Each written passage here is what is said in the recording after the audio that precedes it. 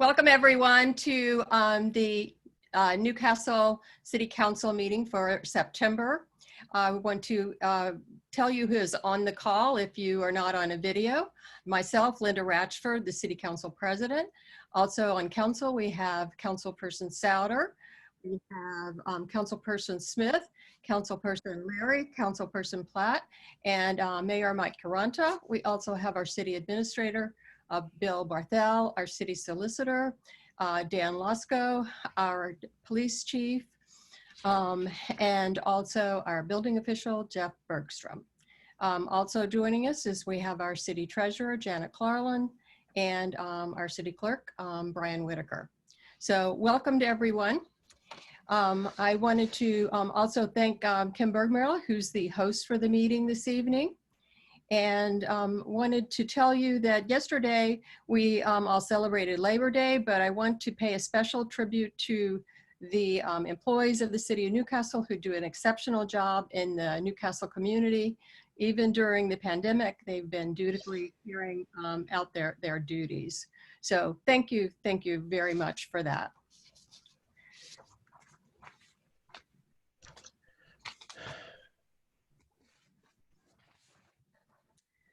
The first items on the agenda are the minutes from August 11th, the regular meeting, and August 17th, our special meeting minutes.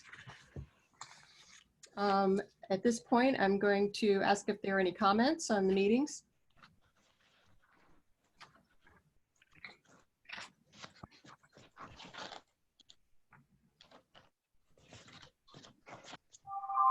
I did have a question on page 3. It's the 4th Street Bridge. And actually when it goes on to page 4, is a minor project completed, and DelDOT stated that a major project would be done this year. I guess they indicated by July, Mr. Bergstrom. That was when they indicated, but that's... Yes. Okay, it's still pending at this point. Are there any comments on these minutes? Okay, I have a motion to approve the minutes as presented. So be it. Second. All in favor, indicate by saying aye. Aye. None approved. Then we'll go to the special meeting that was on August 17. Any comments on that?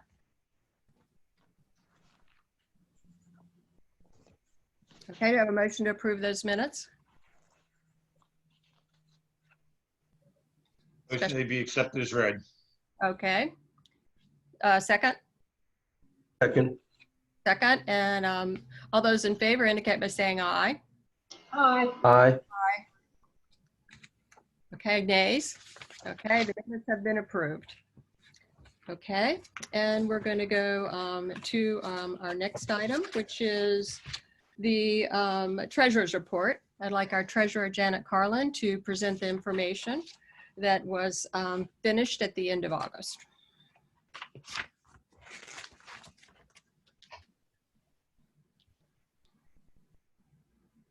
Ms. Carlin? She's on mute, I think. I'm trying to unmute her right now. There you go.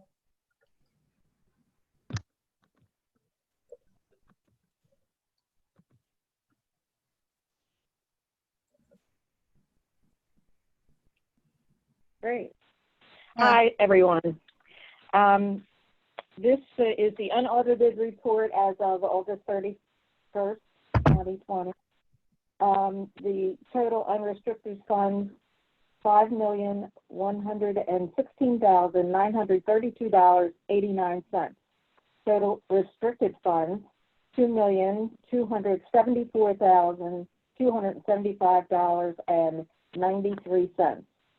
Total cash in the accounts, $7,391,208.82.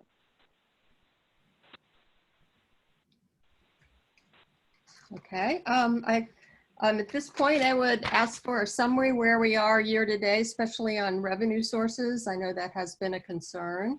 If you could prevent your review. Actually, at this point, which we're only 2 months into this mission, as we all know, the total tax for the current year is over what we had received at this time last year. So, which is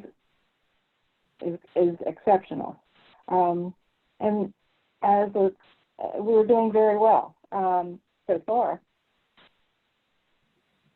That's good. I think we will certainly get a better picture by the end of this month because the tax bills are due at the end of. That's right. That's right. But even so, that the property tax themselves, as I said, have exceeded what we had received as of this time last year. Which is wonderful news because we've been concerned, certainly from Yes, we have been. other questions.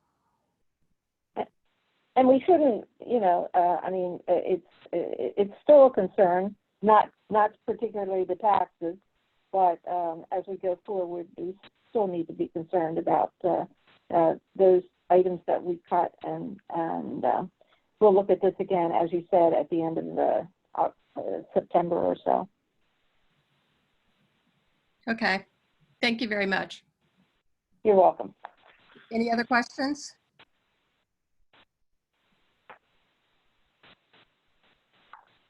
Okay, at this point, I'm going to ask for a motion to approve the treasurer's report as presented, unaudited. Have a motion? So moved. A second? Second. All those in favor indicate saying aye. Aye. Aye. Aye. Nays. Okay. The treasurer's report has been approved. At this point, I'm going to make a change in the agenda. We have as guests event allies joining us this evening, Jerry DeFilly and Julie Mirwinger, and they're going to give us an update on the Rivertowns program for this year. So I'm going to go ahead and have them do that, and then we'll return back to our regular agenda with reports from city administrator and staff. So welcome to our meeting. Okay, I'm trying to get them unmuted right now. Okay. Yes, it'd be a much better presentation if they're on. We're excited that we will have a bike event. It's going to be different, and that's why we wanted to hear an update from Mr. DeFilly and Ms. Mirwinger regarding the elements of the program.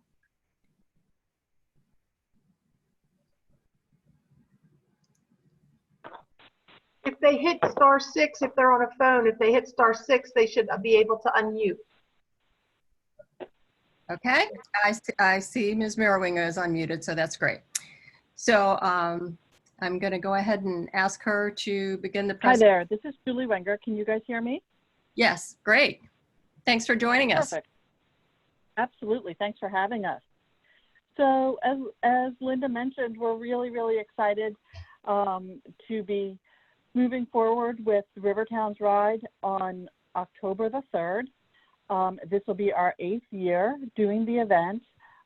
As stated, it will definitely look a little bit different than it has in the past, and kind of wanted to walk through some of the changes and just get everybody up to speed.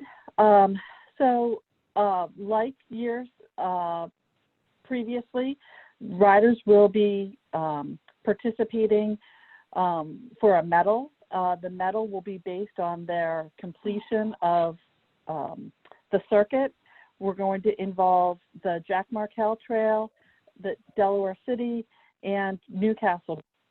This year, the trail will be a little bit different in Newcastle, as it will use the Battery Park Trail. And our rest stop in Newcastle will be located at 3rd and South in the parking lot there. We will have 3 rest stops. Well, let me start over.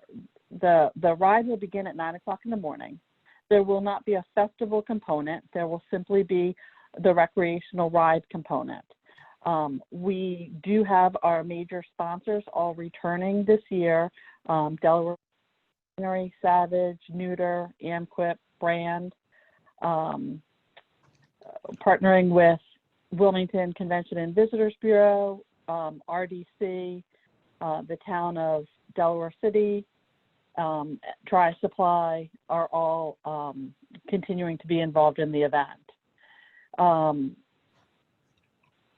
There will not be a mass start. Riders will be able to start in any of the 3 towns. There will be no day of registration. So riders will receive their wristbands in the mail prior to the event. It will be all online registration. And then we will have 3 rest stops. The 3 rest stops will be at the riverfront, at Deke, at 3rd and South, and at Battery Park in Delaware City. There will be refreshments, there will be snacks, there will be first aid. We will continue to offer SAG support for the riders. It is not, it's not a timed ride. There's no race component. It is rules of the road. We have already put in our permit with DelDOT for the event, and there will not be a need for an alcohol license as there's no post party with alcohol. There may be a little bit of music at each of the 3 rest stops, and riders will have their armbands with an X to designate how many loops they've done of the ride. So if, for example, if you complete a 20-mile circuit between Delaware City and Newcastle, that would be a bronze medal. If you complete 2 circuits for 40 miles between Delaware City, Newcastle, and the riverfront, that would be 32 miles for a silver medal, or a gold medal would be the Rivertown towns twice, starting at any of the 3 locations.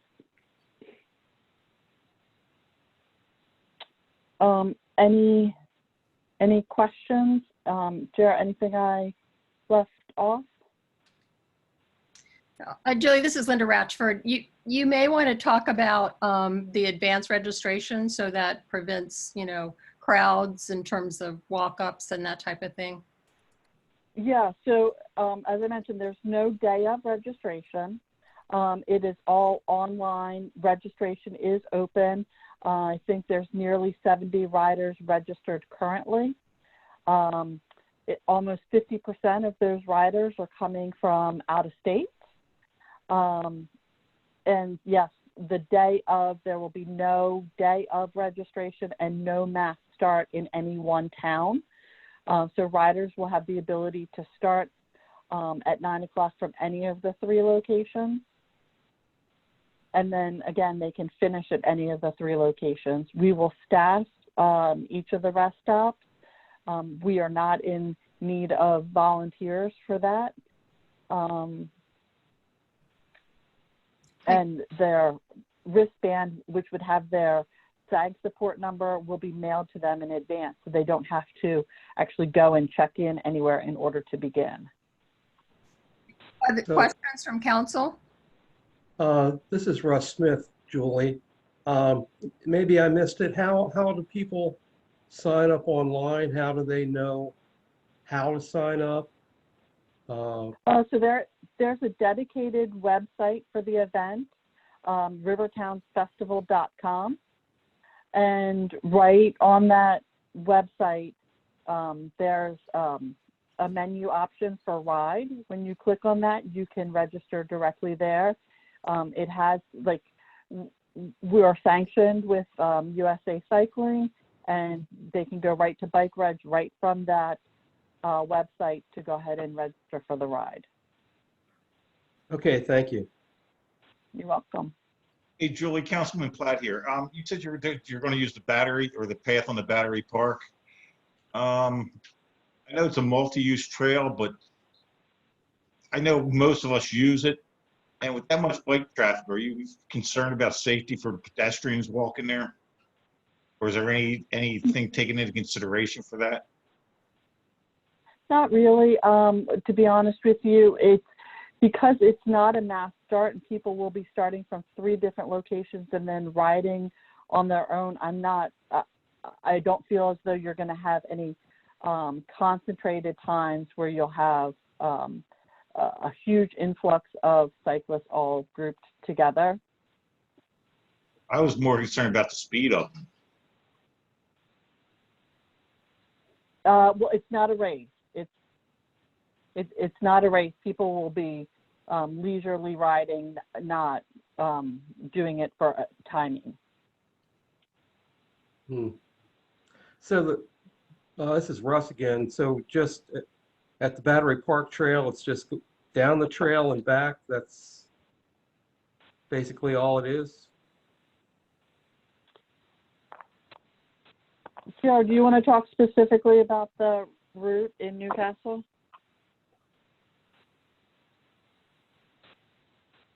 Jerry's still muted. He needs to unmute. I think if you hit *6, Jer.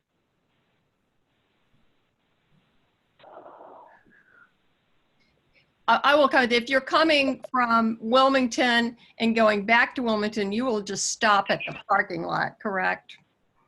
And then Correct. So you won't even be going through Battery Park.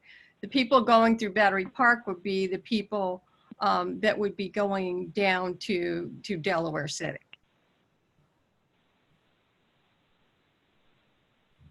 Oh, would they be cutting over through Dobbinsville?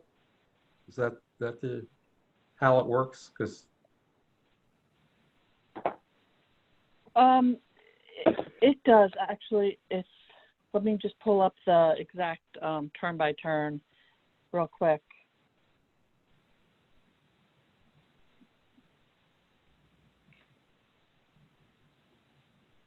And I have sent the turn by turn. I have sent the turn by turn to Bill Barcel, and I'm happy to send it to each of you as well, so that you can see the exact route. And I can send that to Kim now, so that she can have that to each of you. that would be handy. Yep.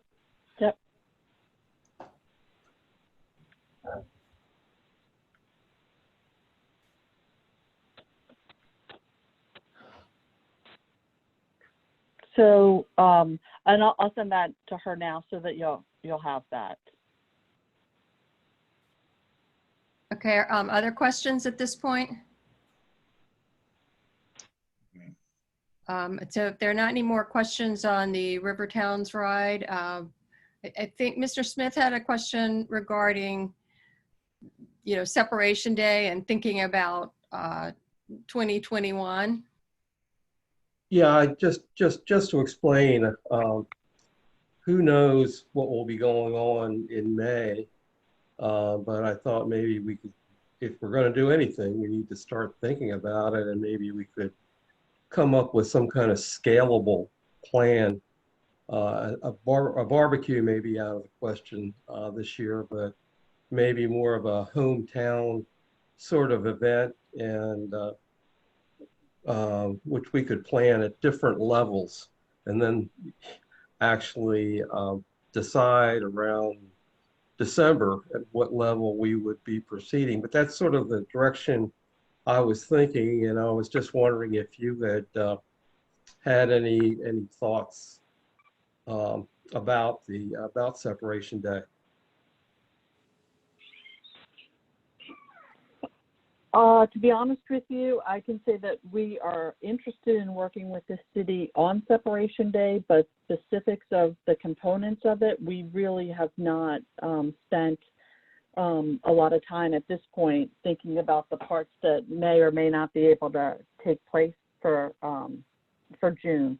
We're all ears to hear the things that matter the most, the components that have the most value and matter the most that we think could be feasible to pull off in June.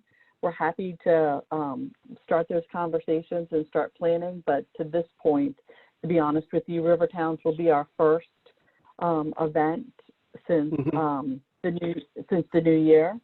So we really have canceled everything that we have done to this point. We're working on a restaurant promotion for the city of Wilmington and Brandywine Valley, but this will be our first large public gathering with Rivertown.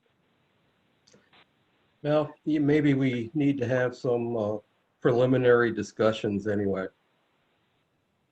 Absolutely. Happy to do that.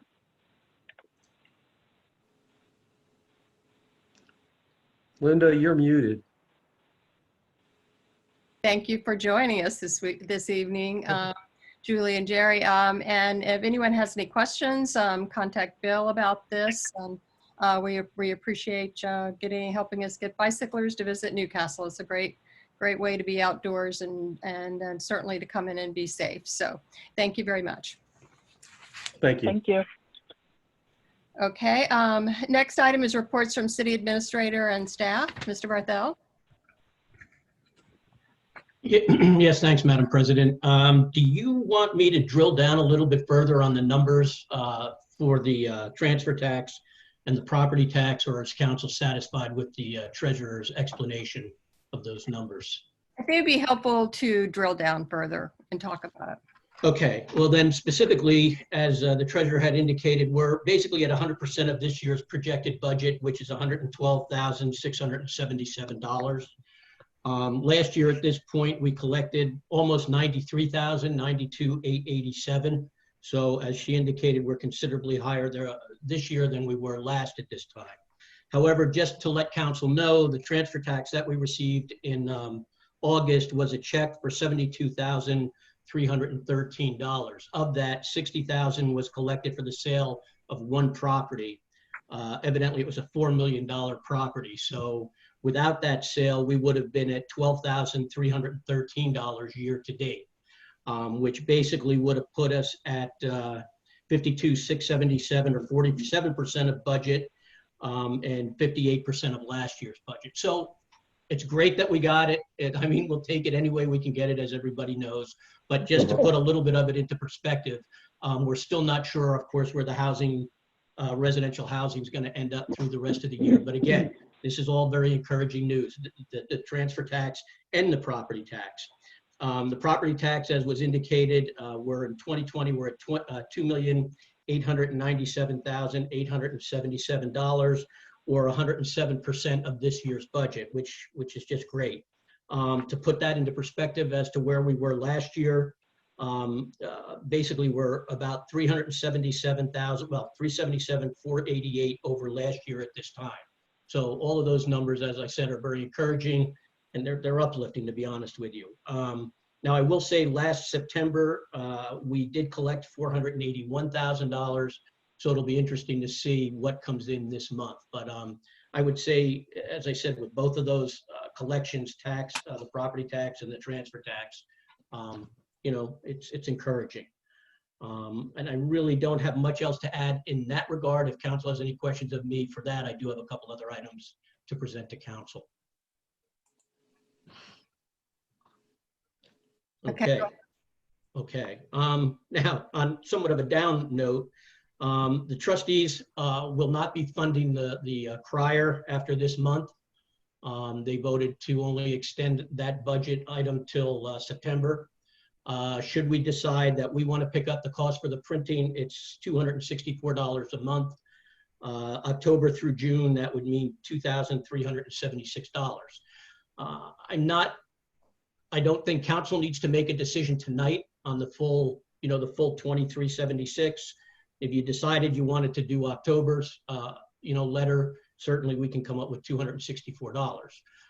But just to throw that into the mix at this point in time, and you have some time obviously as well. One of the things I'm going to talk to you in a bit is the feasibility study. We need to get back and have another meeting in that regard. And if we could schedule something for September on that, you might be able to, that gives you a little time to think further about the letter and funding of that. Another item that I was asked to talk about, Mrs. Ratchford asked for us to look into a Christmas tree. Obviously, that was a big discussion of council last year, and we're getting to a point now where if this is something you want to do, we're getting close to, or you're getting close to making that decision. So Jeff looked into an option for us. He was able to get a couple of recommendations for the type of tree that would be appropriate for this area. One of them was a tall Norway spruce. and he was able to get a price on a 24-foot Norway spruce would be approximately $7,500 to $8,300, depending on the condition of the field where it's planted. So very basic, high blue sky kind of numbers at this point, but again, it gives council something to think about. I did ask, if council should decide to put it where the current tree is, our guys can cut that tree down, so there would not be an expense with that. But of course, you're going to want to decide if that's an appropriate place for it, or if you want to decide on another location.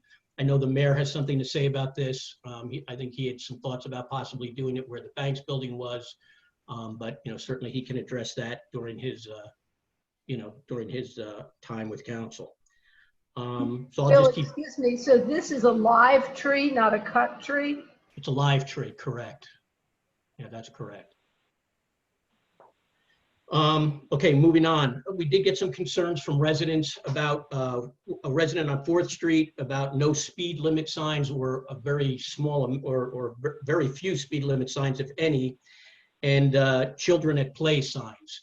So there was a concern about that, and then we got a concern about, or we received a concern from a resident in Boothurst who also said she had a concern about the fact that there was a lack of children at play signs. So I asked the chief to take a look at that, and he had Captain Dempsey go out and look at the situation, the number of signs downtown, inclusively, the play signs, et cetera. So Chief, maybe if you could give me a couple seconds on what you found and what perhaps some of your recommendations might be on that.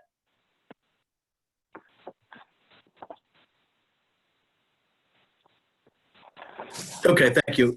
Yeah, I did, Captain Dempsey did survey both areas. And in a nutshell, we did find some inconsistencies. There are some roads that don't have any signage at all. There are some that have them. What we did figure out, and based on some of the things that have been done, we want to make it consistent. So the idea would be to, all the one-way streets from 6th Street in, we probably should keep at 15 mph. And then find proper spots to sign them, so that each block has something on it to alert drivers to the speed. And then, looking at different options for children to play. I know we've got some feedback on what is a good sign and what isn't a good sign. We'd obviously follow the guidelines that are required. Where we think that there are people, if residents are complaining that they think they need to sign there, we would take a look at it and then make that kind of proposal. This is Council President Ratchford. So the question is regards, I don't know if council would need to take action on this, but basically we would make everything from 6th Street on that's not a Del Dot road, which 15 miles per hour as a posted road, which would be, there are some already posted at 15 miles per hour, for instance, 3rd Street, but this would be all the streets. You would then enhance the signage. Are you recommending any mileage per hour changes in anywhere else like Boothurst or other streets? No, I think Boothurst would stay the way it is. We just need to have more signs. There needs to be a little bit more consistency there. Councilman Flack, can I jump in for a second? Please do. I don't think there's any signs in Van Dyke, and I think everyone 15 miles an hour on 14th Street. And then you actually have a sign at 11th and Bolt Avenue that is 25 miles an hour. Don't you think this should be consistent throughout the city? Or, I mean, even the signage, if we're going to put signage up downtown, should we put them consistently throughout the city? I think go ahead. I'm sorry, Chief. Go ahead. I'm sorry. If that was for me, yes.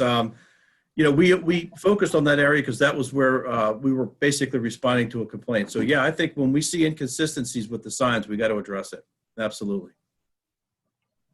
And then I guess the speed thing kind of concerns me. It's, I mean, 10 miles an hour is, could be a life or death situation, but Bolt Avenue for a city block is 25 miles an hour. Yeah, that's again something we can look at. I do know that we got some feedback that when we drop below 25, the enforceability becomes some of it an issue, but we're willing to take that chance. I mean, I think, you start with the signage to slow people down, and then you take it from there. If we run into an issue in court, we'll deal with it. But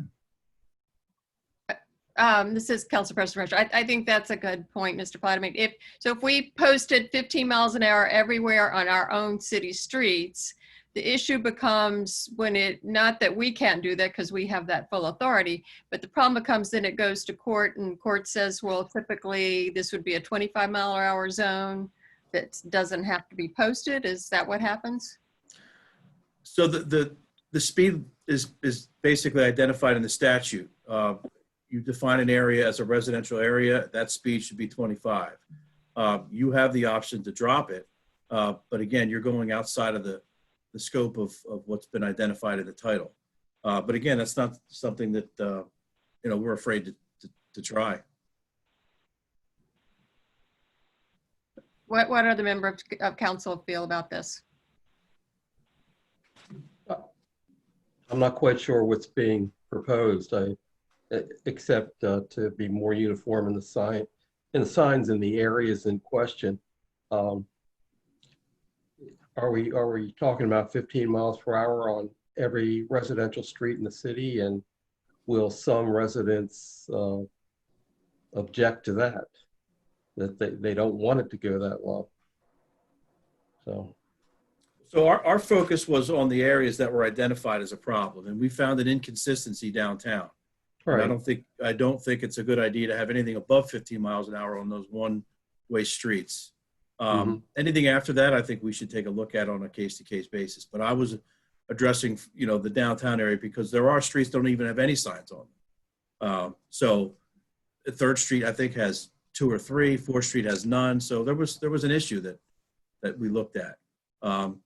Again, if Councilman Platt's pointing to another issue where we've got a street that probably should have if it has no signage, it should have a signage, and then it would be up to council to decide, what you think that speed limit should be. I think it's probably bad practice to have variable speeds in the same area.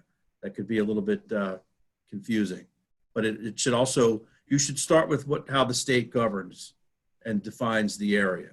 But I think we all recognize that the downtown streets are narrow, they're one way, and that you want to factor that into your decision. Madam President, if I may, Mr. Smith, I had shared the concerns with Mrs. Ratchford about the 4th Street situation. I don't believe we spoke about Boothurst, but we spoke about 4th Street, and she had just requested that we share this with council, what our findings were, as the chief indicated, primarily in the downtown area. And as Mr. Platt points out, it's more prevalent perhaps, or is more prevalent around the city. Certainly at this point, I think maybe what I might recommend, Madam President, if I may, is that we can come back. I think unless council decides that 15 miles an hour downtown is a good number, we could do that. And then as far as looking in the other areas of the city, we can do that as well and come back at a later time, or just come back at another time with, full recommendations. I think the chief's kind of made it clear based on the fact that this was the area where we heard the concern from the resident that he's recommending the 15 miles an hour, if that kind of makes sense. This is President Ratcher. From a process standpoint, would we need to pass a resolution like we do for stop signs and other things? I'm going to ask the city solicitor. Would you unmute and respond? Yes, Madam President, Dan Losco. If you're going to impose any kind of traffic regulation, you need to do it by resolution. Okay, thank you. So I would suggest definitely it would have to be something that's posted to come, the staff to go back and look. And maybe, I understand the chief saying don't make it different everywhere else. So I would say, why don't you come back with a recommendation, and if we're ready to go to resolution at that point, then we can at least put it in and make modifications during the council meeting. Okay. Thank you. All righty. Next item, as I mentioned, feasibility study. We need to do a follow-up meeting for that, Madam President. I can send out an email tomorrow to everyone and try to get some dates, but just to keep that on your radar. I know you and I again had talked about that, and I believe you wanted to do something in September, if I'm not mistaken. Correct. Okay. All right, then I'll send out an email tomorrow to everyone. And then just real quick, in the Delaware Street update, we're getting signals, if you will, or indications perhaps from Delmarva that they may not be ready. We may have a delay because they may not be ready for us to pave as we had hoped at the end of October. I had a communication with the folks from Delmarva today. I know Jeff has had numerous communications with the folks on the ground, and they seem unwilling, at least if I can put it that way, to now say, okay, we're going to commit to that October date. Jeff, you have anything maybe you want to add based on your conversations with the Henkel? No, Henkel seems to be prepared to work as fast as Delmarva will let them to get the last about 20 services installed. And then after that, Delmarva's got to abandon the old line and put a couple of good-sized holes in the middle of the street. So it's problematic. I think the COVID has just destroyed our momentum a little bit to get the utility replaced. And in addition to that, I guess everything else is ready. Yeah, everything else is going pretty well. So is there a point where it gets too late in the season to pave and we have to wait till spring? Well, it's a large paving project and one that's quite in the forefront. So you want the warmer weather. The probability of a successful paving job in July is somewhere between 5 and 10 times greater than a probability for a successful paving job in December. So it goes downhill rapidly with the temperature of the air and the ground. This is Council President Redford. I think we need to talk further with Delmarva Power. I'm concerned because that means we'll be in basically a construction mode for more months. And I know it's been disruptive to our citizens. Also, it's, we have some financial constraints and, we would like to get this budget, for the street finished. So I think we need to have more communications with them. Well, they're absolutely aware of the fact that we're anticipating being done by the end of October. But like I said, that was what we basically have heard the last week or so, and then again today. Okay, thank you. This is Russ Smith again. Is there any appeal? Is there appeal to a higher level in the organization? Go to the executive director or whatever we have to do? I believe part of the problem, and Jeff, correct me if I'm wrong, is that they do still need to have access. I'm not sure that I believe next week is when they said we'll actually start having certain people go into homes. I guess they've been able to do whatever they've been able to this point without having to access very minimal amount of residences. And what they did tell us from the beginning was that it's Delmarva's call as to when they are going to decide to completely lift that ban. I mean, right now, we'll get into this when we talk about COVID, we're still in phase 2. So they did indicate to me, like I said, that next week or so, they're getting more aggressive with it. Certainly we can go to a higher source. And I did tell them that, that I was going to be sharing this information this evening. And, So this is Council President. So the issue is their work practices prevent them from going inside homes at this point. That's accurate, right, Jeff? Yes. Okay. At least it has until right today. Okay. Right. All right. Thank you. So there'll be more discussion on this topic, obviously. Yep. Other things Madam from- President, Yes. this is Mike Quaranta.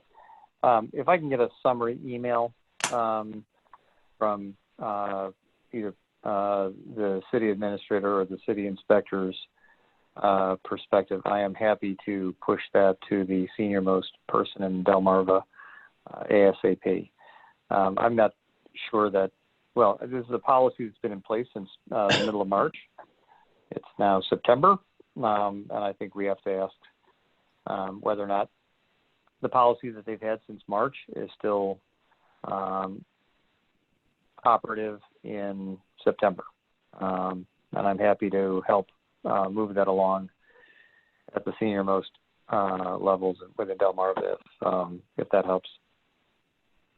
Madam President, if I may, I absolutely, and I'm not defending certainly or disagreeing with the mayor, but I also understand that, and I could be wrong, but that these were union decisions that they had worked out with management. I believe that was the case. I could be wrong, and if I am, so be it. But I believe that was part of the discussions early on, and that's how they just, so. This is President Ratchford, and I'll work with the mayor. We both know people at Delmarva Power, and I think it's worth a call. I think if you Absolutely. write a summary, if nothing else, so we have a better understanding, and maybe, can it happen in a month or whatever, but I'd hate to be basically have everything else ready and okay, we're just going to leave Delaware Street like it is until next April, or, I mean, that may end up what's happening, and that's just, that would be terrible for the community. So if you would prepare that memo for both of us, and we'll follow up. All righty. Okay, thank you. Chief, you have anything? I know you do. Yes, sir. Thank you. Madam President, if I could, I have a few points. To start by just a quick summary of the monthly report, you'll notice that the part 1, 2, and 3 crimes are continuing to, they're still dropping, which is a good sign. This month's quality of life complaints were down as well, also a positive sign. We did, however, have an armed robbery at Walgreens, which kind of contradicts what I'm saying, but it was about one of the only part 1 crimes we dealt with this month, which is good. And on a positive note, I can't get into too many details about the investigative nature of this, but our detectives were able to identify the suspect and an arrest has been made. He's been linked to a handful of other armed robberies regionally. And he's the subject of interest with multiple jurisdictions, both within the state and outside of the state. So real good job by our detectives. They acted quickly and they worked really well with other agencies. It was fun to watch from the seat to see how they all work together. So that was a positive out of this month. Although the overall quality of life complaints have dropped, I had a very long staff meeting tonight. I just left it before this meeting, and we did hear that we're getting some complaints about some conduct in Battery Park. I don't know if I don't have the data to support that with calls to 911, but our officers are saying that they're getting walk-up complaints about some conduct in Battery Park. So we are going to increase patrol in that area. And once we identify the nature of the issues, I'll certainly share that. I think what I'm hearing is maybe public urination and some disorderly conduct. So if that's an issue that you're hearing about, we're just now hearing about it and we're going to address it. We are, and we have really since, I'd say the last 2 months, we've been focusing a lot of our traffic enforcement on speed. This month, particularly, we're focusing on speed on Moores Lane and on Delaware Street. That's where we're getting a lot of complaints. We typically focus on Delaware Street this time of year because of schools. Although they're not open, we do still have the crosswalk where the bikers are passing along the trail. And we know as the weather cools, the riders are going to increase. So our presence is going to increase as well. We're also looking to work with the Officer of Highway Safety to generate a potential overtime job where we focus strictly on that crosswalk for the fall months, because we know that it's a very active area in the fall. I want to talk about a couple of initiatives that we've worked on. I know about a year ago, I brought this to council. We were talking about a Take Care initiative, Take Care Delaware initiative that was proposed. We're now, even though school's not in, our officers are now all certified in this initiative, Take Care initiative, where we recognize children that have been exposed to trauma, and then they're trained to recognize it and then on how to report it so that the schools are aware without having any details at all that they may have a student in class that was exposed to trauma and to keep an eye on. And I think, if you may recall last year we talked about this, they look for signs of maybe homework not being turned in or sleeping in class or, not getting their lunch or stuff like that. So our guys have all been trained in that, and hopefully when we're all up and running with schools, they can implement it that way. Also, along the lines of back to school, even though we're not back to school, we did decide to continue with the annual tradition of our backpack initiative. It's going to be determined on when schools open back up. So we're going to start collecting now. Captain Schuchart's our point of contact here with the police department. We hope that maybe Goodwill will host it. I think they're working right now and working those details out. But we'll push some information out on how to donate. But typically, people show up to the either Goodwill or police department with any back to school items. We'll collect it, and then we'll have this drive. We felt that even though there's a lot of virtual and online schooling going on, at some point, if we do kick into full drive, and we're sitting on some supplies that the children that are at risk that maybe are struggling to get this stuff, we'll have access to it, and we won't have to build up for it then. We just completed an on-site assessment from the Delaware Police Accreditation Commission. I don't want to get ahead of myself because an official vote comes next Tuesday. But I will say that I hope to talk at length about this next month. But I will say that we got a positive review, and I think we're going to be in good shape. So I look forward to that full report next week. That's a significant accomplishment that our folks are proud of, and we're looking forward to talking about that again at length. We are. Again, we had a staff meeting today. We're going to enact what we call a drug enforcement initiative. We're going to create a team that is basically going to be funded through overtime. It's going to be managed by our operations boss and with a patrol supervisor running it. And there are two primary angles that we're going to get the information from. One could be from information we develop ourselves through intel or through car stops or whatever, or primarily through citizens' complaints. So if you're getting reports that there's drug activity in your neighborhoods or your areas, I would encourage your folks to reach out to us, provide us with as much information as they're comfortable. We'll give it to the team to assess, and then we'll take it from there.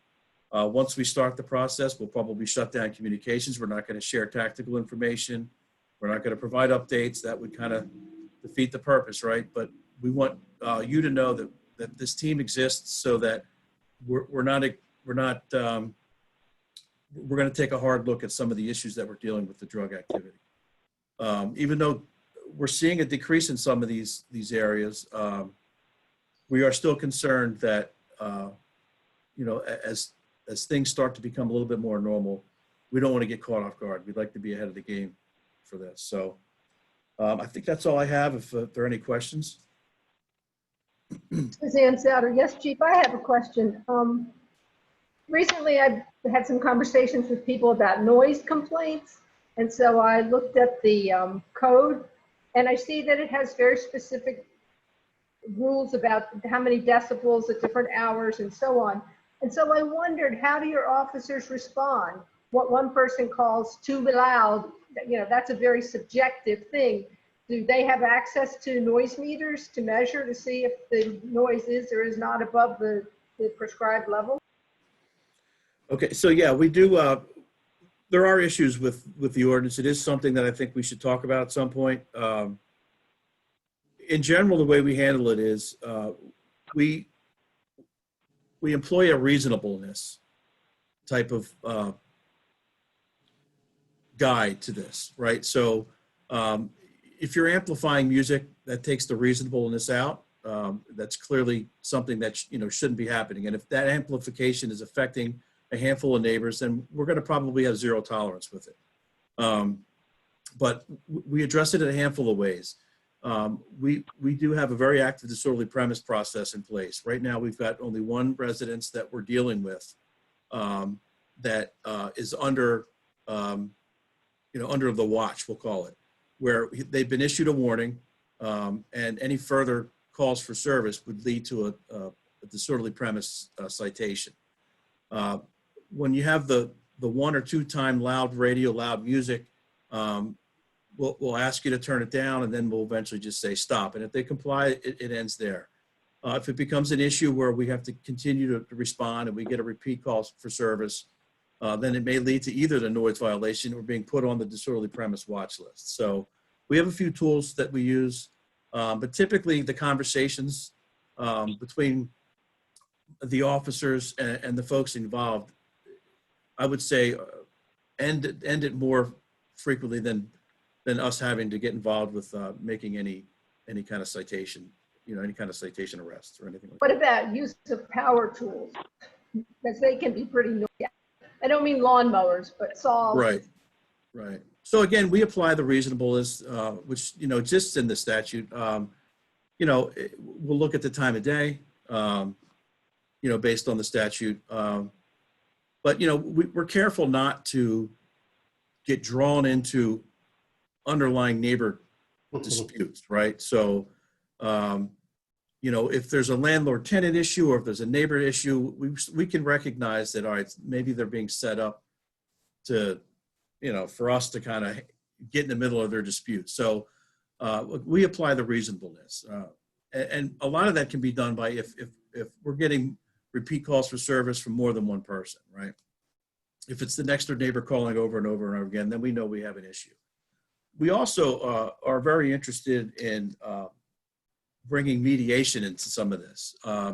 We're dealing with a neighbor dispute right now where there were different noise violations. That was part of it, along with a handful of other things, where we managed to get a mediator involved so that maybe they can sit both sides down, have the conversation, so they recognize that getting us involved in stuff like this isn't always the most effective way of doing it. We do have noise meters. How accurate, we get into calibration, we get into certification problems. So we focus typically on reasonableness. Madam President, I have a couple. I've got a question on a different subject. I didn't want to jump in front of anybody else, though. Sorry, Mr. Mayor, just one quick follow-up. This is Suzanne Souter. I've been told that there was at least one instance where neighbors called the police sort of in advance saying, well, I understand they're going to do X later, so you can expect to hear from me, which kind of sounds like a neighborhood dispute to me, but I don't know how you handle it. Yeah, so we certainly listen to what people say, but we're not going to take action unless there's a violation, right? And again, we recognize when there are issues. Some of the time we have gotten calls like that where we're familiar with the residents that may be in question, and we recognize that there's a problem there. So, but we talk to whoever we need to talk to. In cases where there are landlords and tenants, we'll talk to both. And typically the landlord's a little bit more effective in communicating with the tenant than we are. So, we'll use whatever tool we can use to try to make sure that, the quality of life issues are addressed. Thank you. Mayor? Right, thank you very much, Madam President. Chief, I'm going to catch you a little flat-footed on this one, so we could perhaps address this at another time. But this just, I've seen incidents, off and on over the years, but this weekend I observed 2 near misses at a rather troubling intersection, which will come as no surprise to anybody who's within the sound of my voice. So if you're on 7th Street, 7th and Delaware, but heading down 7th Street towards south, and when you get to the corner of 7th and South, if you choose to continue on 7th, you have to stop, make a quick left. I believe you have to stop again at the corner of South and 7th, and then make a quick right to continue on 7th Street as if you were headed towards Washington Street or Dobbinsville. With the it's a confusing intersection for some motorists, especially motorists that might be using GPS that are just cutting through, because they don't recognize that people coming down South Street from, say, Battery Park don't have to stop.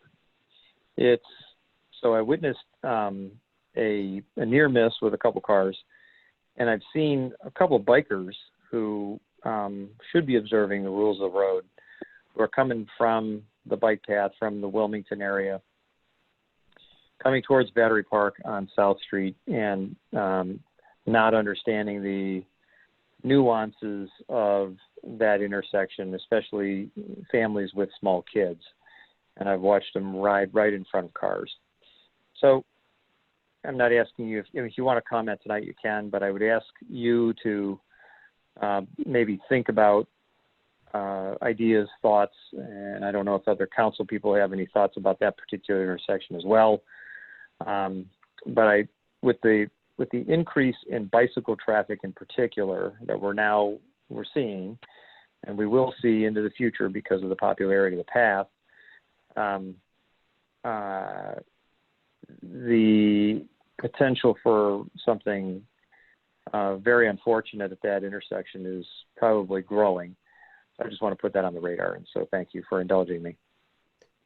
If I could add a thought there, you know, at 6th Street and the ferry cutoff, we had DelDOT put signs under the stop signs. And I think at least on that one sign facing South Street, if you had a sign there, a similar sign that said oncoming traffic has right of way, as at 6th Street, I think that might help the situation you're talking about, Mike. Well, I'm not a traffic engineer, but I just wonder if the oncoming traffic, I mean, again, I don't know what the solution is. It seems like it should be, I don't know what it should be, but it just appears to be just very complicated, and with a growing number of people who are, as I said, coming on bicycles. I don't think they have an understanding that the traffic from south from the 6th Street direction towards 7th have the right of way. They don't have to stop, and I wonder, perhaps should they stop? I think it's a little much to suggest for any reasonable amount of time that redesigning that intersection is not an option. But I wonder if either adding a stop sign or changing what options people have coming on 7th Street. Again, I'm not a traffic engineer, but I just think the whole area, that intersection is becoming, I think, exponentially more complicated with the influx of bikers. And it's not a bad thing, but it is perhaps a hazard. So, Chief, I don't know if you have any thoughts, or maybe for a future meeting, if you want to comment, that'd be helpful.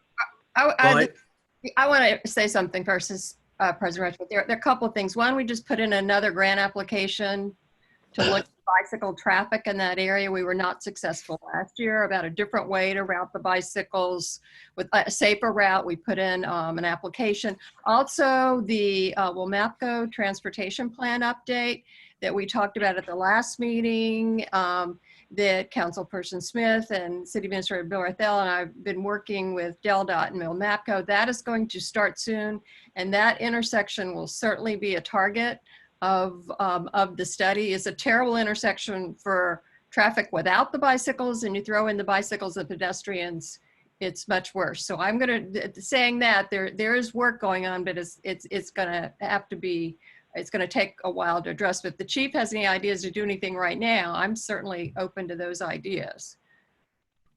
I'm obviously very familiar with the intersection. It's always been awkward, and I've been here 20 years. I say this a lot. It's been awkward that long, but it is getting increasingly worse because of the amount of traffic that cuts through.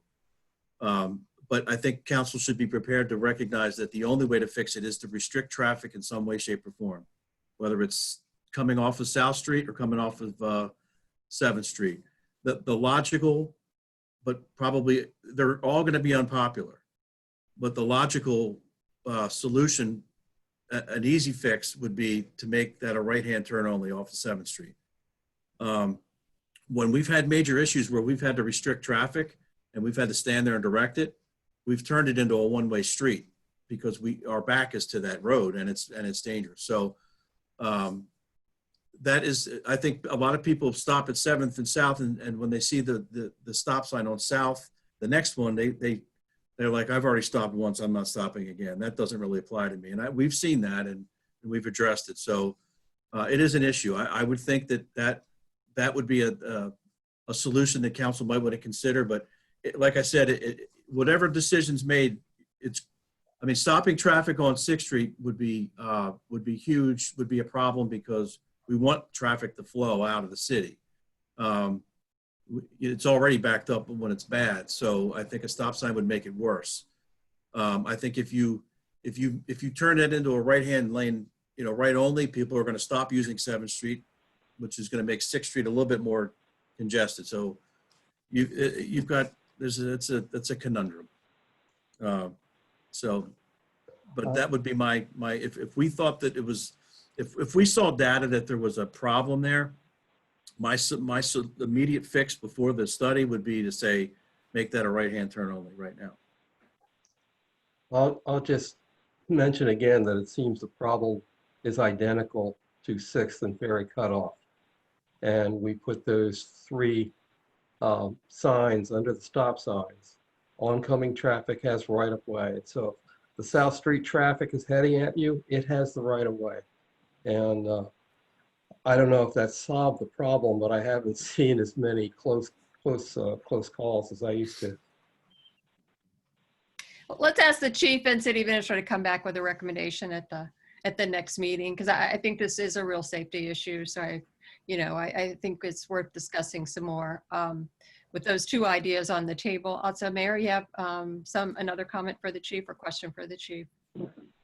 No, that was it. I just I wanted to raise that, and I appreciate everybody's thoughtful response. And again, I'm glad there's work that's being focused on it. And I just think when you look around the community, we've got a couple of intersections that are a real challenge. And I just think it's the preponderance of bicyclists and especially families with kids that, without either the adults supervising or actually maybe even understanding that the oncoming traffic, if they were coming off the trail, coming down south towards Battery Park and that intersection, they may be under the misunderstanding that it's not I guess it would be a 3-way or kind of a very awkward 4-way stop.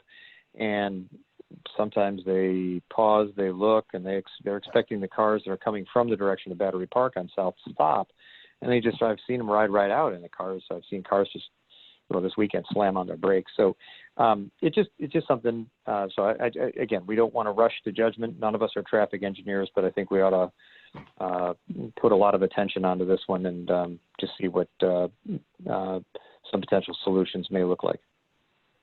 Okay. Anything else for the chief? Anything for I would ask about if the building official could update us on Delmarva Power is also working on their gas main. If you could give us an update on that project. Well, do you mean the gas main issue in Center Point or the gas main issue in Delaware Street? The Delaware Street. Okay, the Delmarva is working as fast as Hingles and McCoy is working. As soon as the last 20 or so homes and businesses are converted from low pressure to high pressure, Delmarva then will abandon their low pressure mains in that area and close them off. I'm sorry, I was referring to Delaware Street. That's really 273, the portion near the trail. Ah, that one. 273 gas project. They're doing a lot of gas work in the city. Right. The transmission line is open from Harris Corners to that point with no customers on it. That transmission line is scheduled to go to connect up to the Bolden Boulevard in sometime in the near future. It was supposed to have already been done, but the pandemic has slowed up the operation, and I don't believe that they have an absolute time about when that's proposed to happen. Their goal is to do it in the least used time that pedestrians and bicyclists use the trail, but it's going right up the trail. So it'll necessitate closing the trail for a while. They have offered, basically going to keep us posted, because that would be certainly. Yes. As soon as we find out, we'll put it in. We'll spread it upon the waters. Okay. So everyone gets a chance. Mr. Brouthdale, anything else? No, Madam President, I don't have anything else at this time. Any other questions, Council? Okay, great. Thank you. At this point, we'll go to Council Communications. Anything Council would like to share? I have one quick thing, a compliment from Ms. Bergmüller from a resident as to how well she manages the Zoom meetings. Thank you, Kim. Councilperson Leary, can you hear me? Yes. Okay, my screen keeps freezing up for some reason. Just a couple of things. I had noticed on 2nd Street where a couple of the trees had been cut off. I'd seen it before in town and kind of thought it was vandalism. And so I asked about it, and Mr. Vukolich was kind enough to give me a very detailed explanation, which I'll shorten here. But there's, you know, a leader limb that basically goes up the center of the tree. And these trees that they removed, the leader limb had taken a hard right turn. And it wasn't really fixable, so the tree was going to grow in the wrong angle. So even those type of trees can't really be transplanted anywhere, because I asked about, like, can we just dig it up and move it to the Hermitage rather than actually destroy the tree? And that wasn't really an option to do. So if you see it again where it's cut off right below everything, it's because one of the leader limb is gone its own way, and not a way where the tree is going to grow properly. So those trees will be replaced, and they're going to put something called NYSSA, N-Y-S-S-A. The other thing I'd like to do is really acknowledge MSC's cooperation and generosity in working with a nonprofit, another nonprofit that I belong to, in providing bags for school supplies to be used at William Penn and distributed to our students at home. And those bags are filled with a variety of supplies. And they were I gave them a call, and she was like, oh yeah, we'll do this. So great job for MSC for continuing to support our community and our schools. That's all. Anyone else wish to share?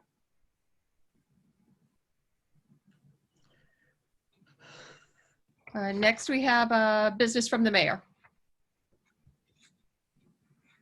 Great, thank you very much.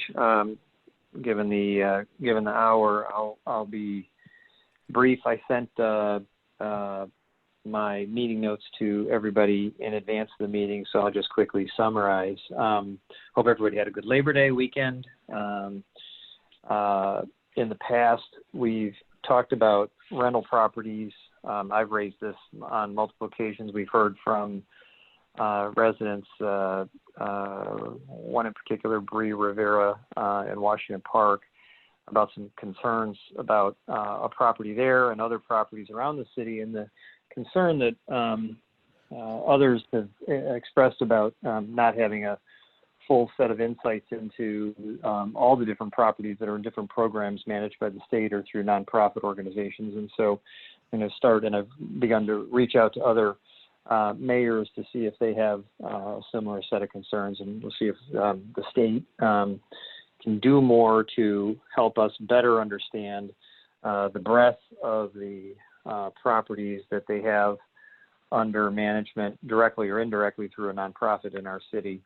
And then we've got to get to the discussion about, just how do we have the right tools? Do we have the right all the right contact information so we can manage these in ways that I think the residents have expressed hope that we do.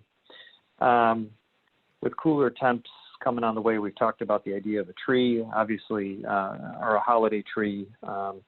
The fall is the best time to do this, and I'm no arborist, but this is what I've read, this is what I've been told, because you get the benefit of cooler, wet weather in the fall, obviously some of the wet and cold temperatures in the wintertime, and then you get the spring before things kind of get dry. So if we were to do this, it'd be helpful. I think there's ways we can do this at a very, very low cost, perhaps even a no cost directly to the city. And I'm happy to engage if people want to run this further to ground. Let me also say I was heartened to hear the chief talk about other kinds of public safety issues. He always has, but I felt like we needed to kind of pivot a bit from some of the COVID conversations that we've had the last several months and talk about some of the other typical things that unfortunately don't always go away, like drugs and other kinds of crime. And I was heartened to have him address some of those tonight. The report is a good report. We have our challenges, but I think we're doing a good job being diligent on other forms of crime. Also, I did send a communication to the Planning Commission and to the Historic Area Commission regarding electric vehicle parking. This is coming. It's coming rather rapidly. And so how we address those needs as a community, especially given that we have people in Shawtown, Dobbinsville, the historic area, and other communities, other neighborhoods within our community that don't have access to off-street parking, how we address those future needs, I think is going to be important. And it'd be good to get some advice, some insight into what other communities are doing and try to get in front of that. City administrator and I spoke with the director of the State Housing Authority about programs that allow for repair of owner-occupied residential properties, especially in light of the fact that the trustees have generously funded kind of a first, if you will, tranche, we hope would be a first of several that would maybe come that we could use to help repair properties in the future. And so we're trying to figure out a path forward that makes sense for a program. And then finally, I want to publicly thank and call out a couple of neighbors who've done some things that went beyond the typical call of duty. In this case, Bob Davis of East 3rd Street for literally getting down on his hands and knees and pulling weeds from between the sidewalk bricks in front of the Dutch House. From the reports I got, this took several days. And I'm grateful to him for his time and effort in that regard. And then also let me thank Judge Cooch and Barbara Cooch and both Mark and Cynthia Batty for their efforts on Silsbee Valley. The alley needed a good power washing because it was pretty slick with some moss and some other bricks that needed some stone dust. And so at their own expense, they went ahead and took care of that problem. So my thanks to all of them. With that, Madam President, thank you, and I yield back. Okay, thank you very much. I have just a couple of quick things. I think we need to look at Board of Health regulations and also the Board of Building Appeals. We've talked about this a couple of times, but I want to get some consensus from council that we should pursue spending some legal money to take a look at basically correcting some problems that we have, particularly in Board of Health, that's very outdated, and many of the functions that are carried about by the state and is something that the Board of Health is interested in. And then the Building Appeals, we basically have no group, and my proposal would be to combine it with Board of Adjustment. We don't need to address an unsafe building very often, but we need a mechanism, and right now we'd have 40 days, but we have no appeals board, so we'd have to then appoint appeals board, and that might take with all the postings and everything, it could be a little tricky. So any other thoughts from council to at least start the process? And if no one has any problems, then I think we should do that. And if anyone wants to work on those two boards with me, would appreciate it. Also a reminder, comments on the comprehensive plan are due October 12th. So that's all I have this evening. I'm going to go to public comments. I would ask you to keep it till 3 minutes. Councilperson Russ Smith will be timing. If you would like to speak, you can raise your hand via the Zoom app. Or if you need to do that through a phone call, you can also do *9. So if anyone would like to make any comments. I have Philip Gross. Okay, Mr. Gross, go ahead. Good evening, Council, Madam President. I'm in Sea City, but I decided important enough to come visit. Unfortunately, I don't have my paperwork with me, but going by tonight's agenda items, a few quick questions. With the 100th anniversary of the women's right to vote, who decided that down by Dobbinsville is the place? When was it decided to do that? Mr. Mayor, you want to answer that question? It has not been decided. Let me make that okay. It's on the agenda tonight. We're going to give lots of background on it, but it's supported by a lot of historical experts, and the request came to the mayor. It's related to the Bethlehem steel plant that was just south of there where Printpack is. But that's making sense. Okay. The $4 million property that we received the transfer tax, what property was that sold for $4 million? Mr. Bethel. Hold on, Madam President. I thought I had that here. All right. Well, I believe it was a property. I don't have the exact address with me. okay. When you get a chance, I'm curious. As far as the separation day, I wholly support, and I think I could get enough people to put together a petition that we take it back over to the city, especially since we've got this year's funding and next year's funding. So there should be no excuse to farm it out to a for-profit company when we can't possibly screw it up to lose money as a city as it's been claimed in the past. So I would urge council to please discuss that as something. And last but not least, the crier. I think it's important for every resident taxpayer to continue to receive it and to pay the trustees instead of $5,000 for new trash cans. I think we should request the money to continue the crier for the community. And lastly, where would we find the information on the Rivertown ride as far as the route map and how to apply? Is that on the city site? You can link to it through the city site. Okay. Well, look on the city for events.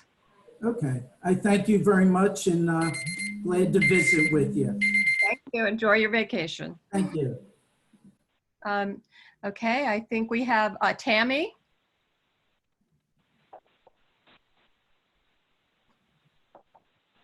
Welcome, Tammy, if you could identify yourself. Hi, can you hear me? Yes. I'm sorry. Hi, this is Tammy. I live down in Dobbinsville.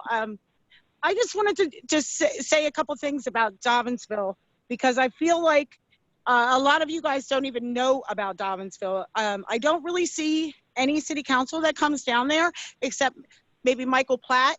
I do see Tom Wilson, but he's a trustee. Now, my thing is I'm a registered voter, and I have voted for quite a few of you. I do know quite a few of you on a personal level. and I do speak to quite a few of you on a personal level. So Dobbinsville, if you ride down through there, or even if you would come down there and walk through there and see the way that we have to live, and we are homeowners, that the potholes almost ate my car on Center Street. Now, by all means, I understand that a lot of these homes are run down, they're boarded up, and if I had enough money, I would change it and I would fix them all. But the way that you guys, and you own the city streets there, the way that you guys leave the city streets, and you're the professionals and you're the elected ones, is not right.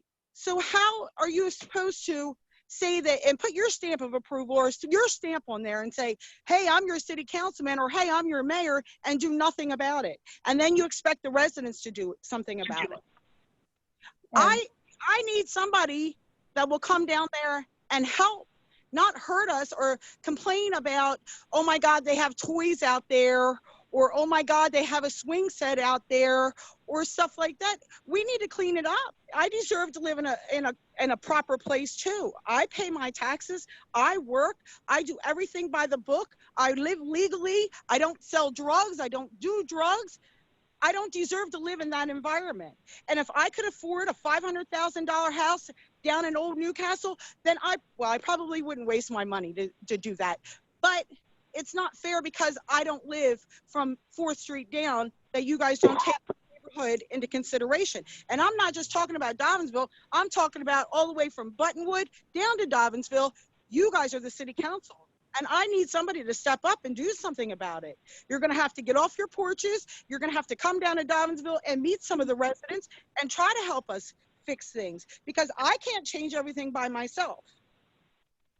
That's all I have. So thank you very much. Absolutely. If we have potholes, we need to correct the situation. And I agree. I have concerns. I looked at our vacant properties and they're up all over the city compared to a few months ago. And a lot of them are in Dobbinsville, which is obviously a concern. And so if you have a problem, please call the office or call any of us. And I certainly do go in Dobbinsville too. I think it's certainly, every citizen is important to us and every location is important to us. So thank you for taking the time. So this is my suggestion. Can you guys still hear me? I'm sorry. I don't know the logistics of this here. This is my first, and that's my own ignorance. So my suggestion is, if any one of you want to come down and walk through Dobbinsville with me, I would be more than happy to take you through Dobbinsville and help you do whatever you have to do, to help you get the people to come out and help, to help you get the people to come out and vote. If I have to go door to door with a laptop and register every single one of them down there, I will. And then I'll go and rent a bus and take them to vote. But I will tell you this, if we don't get help down there, then I'm going to make sure that they vote whoever they have to out of office down there. Just Councilperson Larry here. I spoke with Ms. Vickers earlier today. The topic of Dobbinsville is going to be on the agenda for next month's meeting, and Ms. Vickers and I are going to be meeting to outline the priorities in the area and to take a look around. So when that time comes, if any of the other council people, well, I can only have like one more because we can't have three. If somebody else is interested in meeting with her separately or joining me when she and I get together, then please let me know. Yeah, and I certainly would be happy to meet with you or have a discussion. So I think we appreciate your time tonight, and we're going to talk about it next month. Thanks to Ms. Leary, she brought it up, and look at the situation, because we do care about Dobbinsville community.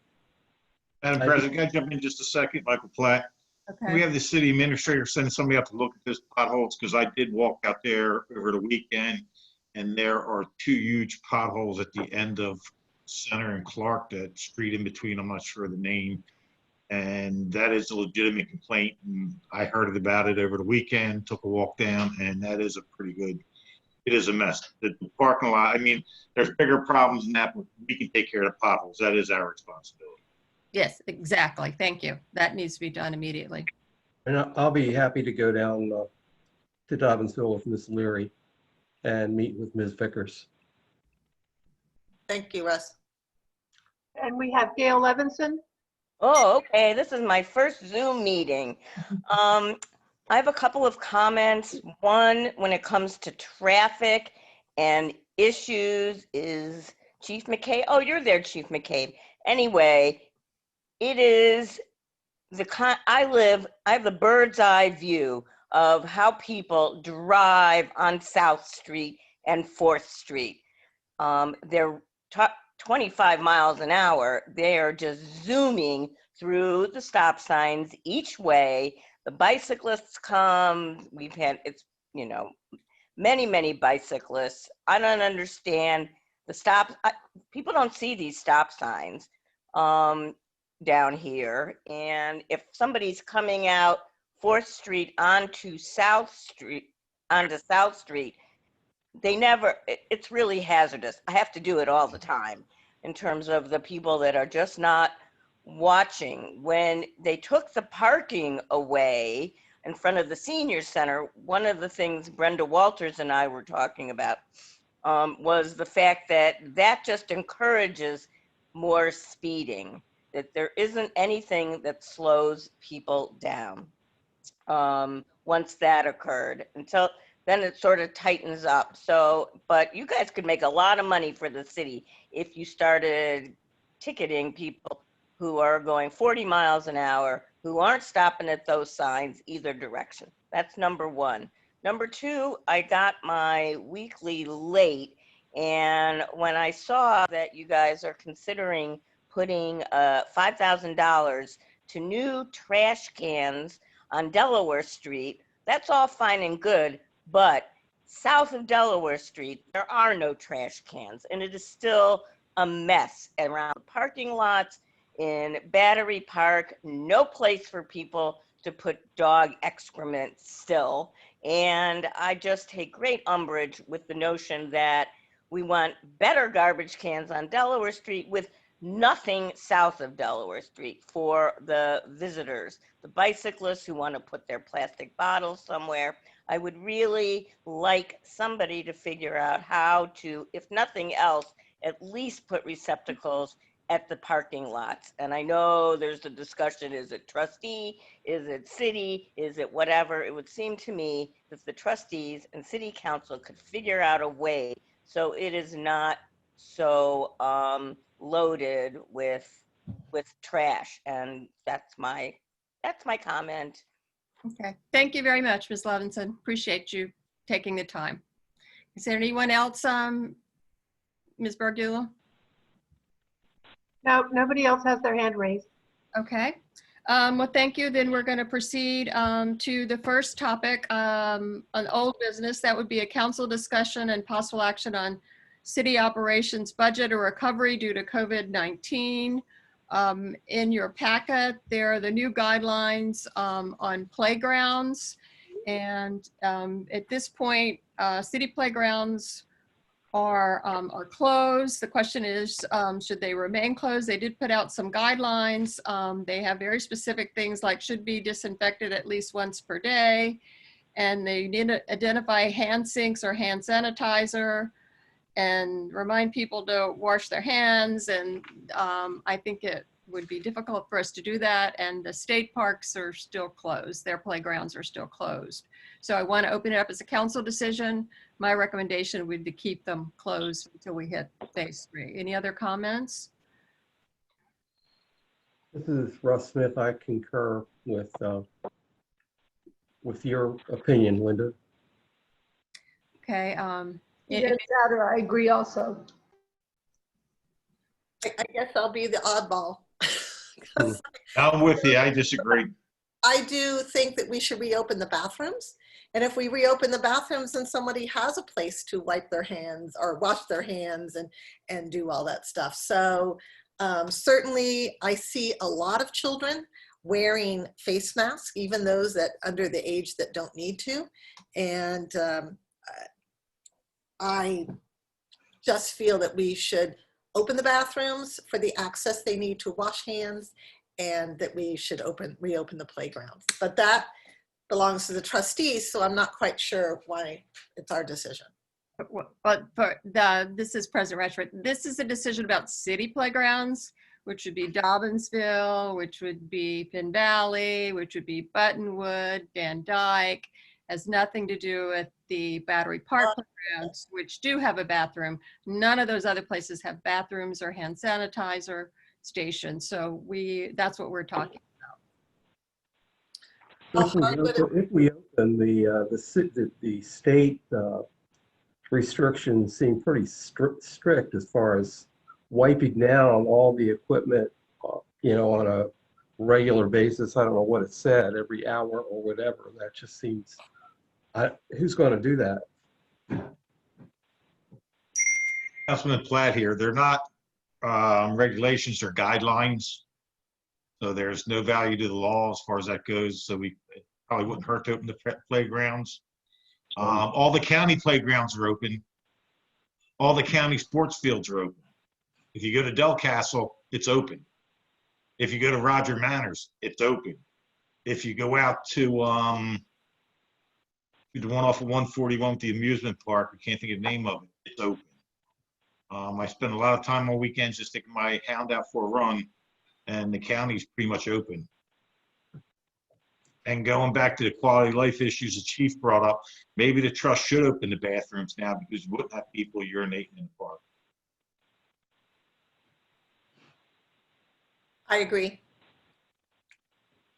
Mr. Barthel, have you had any other discussions with the trust on the bathrooms? No, Madam President, not recently, not since, oh my gosh, the last really conversation I think we had was in regard to just opening them for city events, the concerts, the weekly concerts. And that was really it. That was the last time I had any conversation with them. This is my understanding, this is President Rushman, that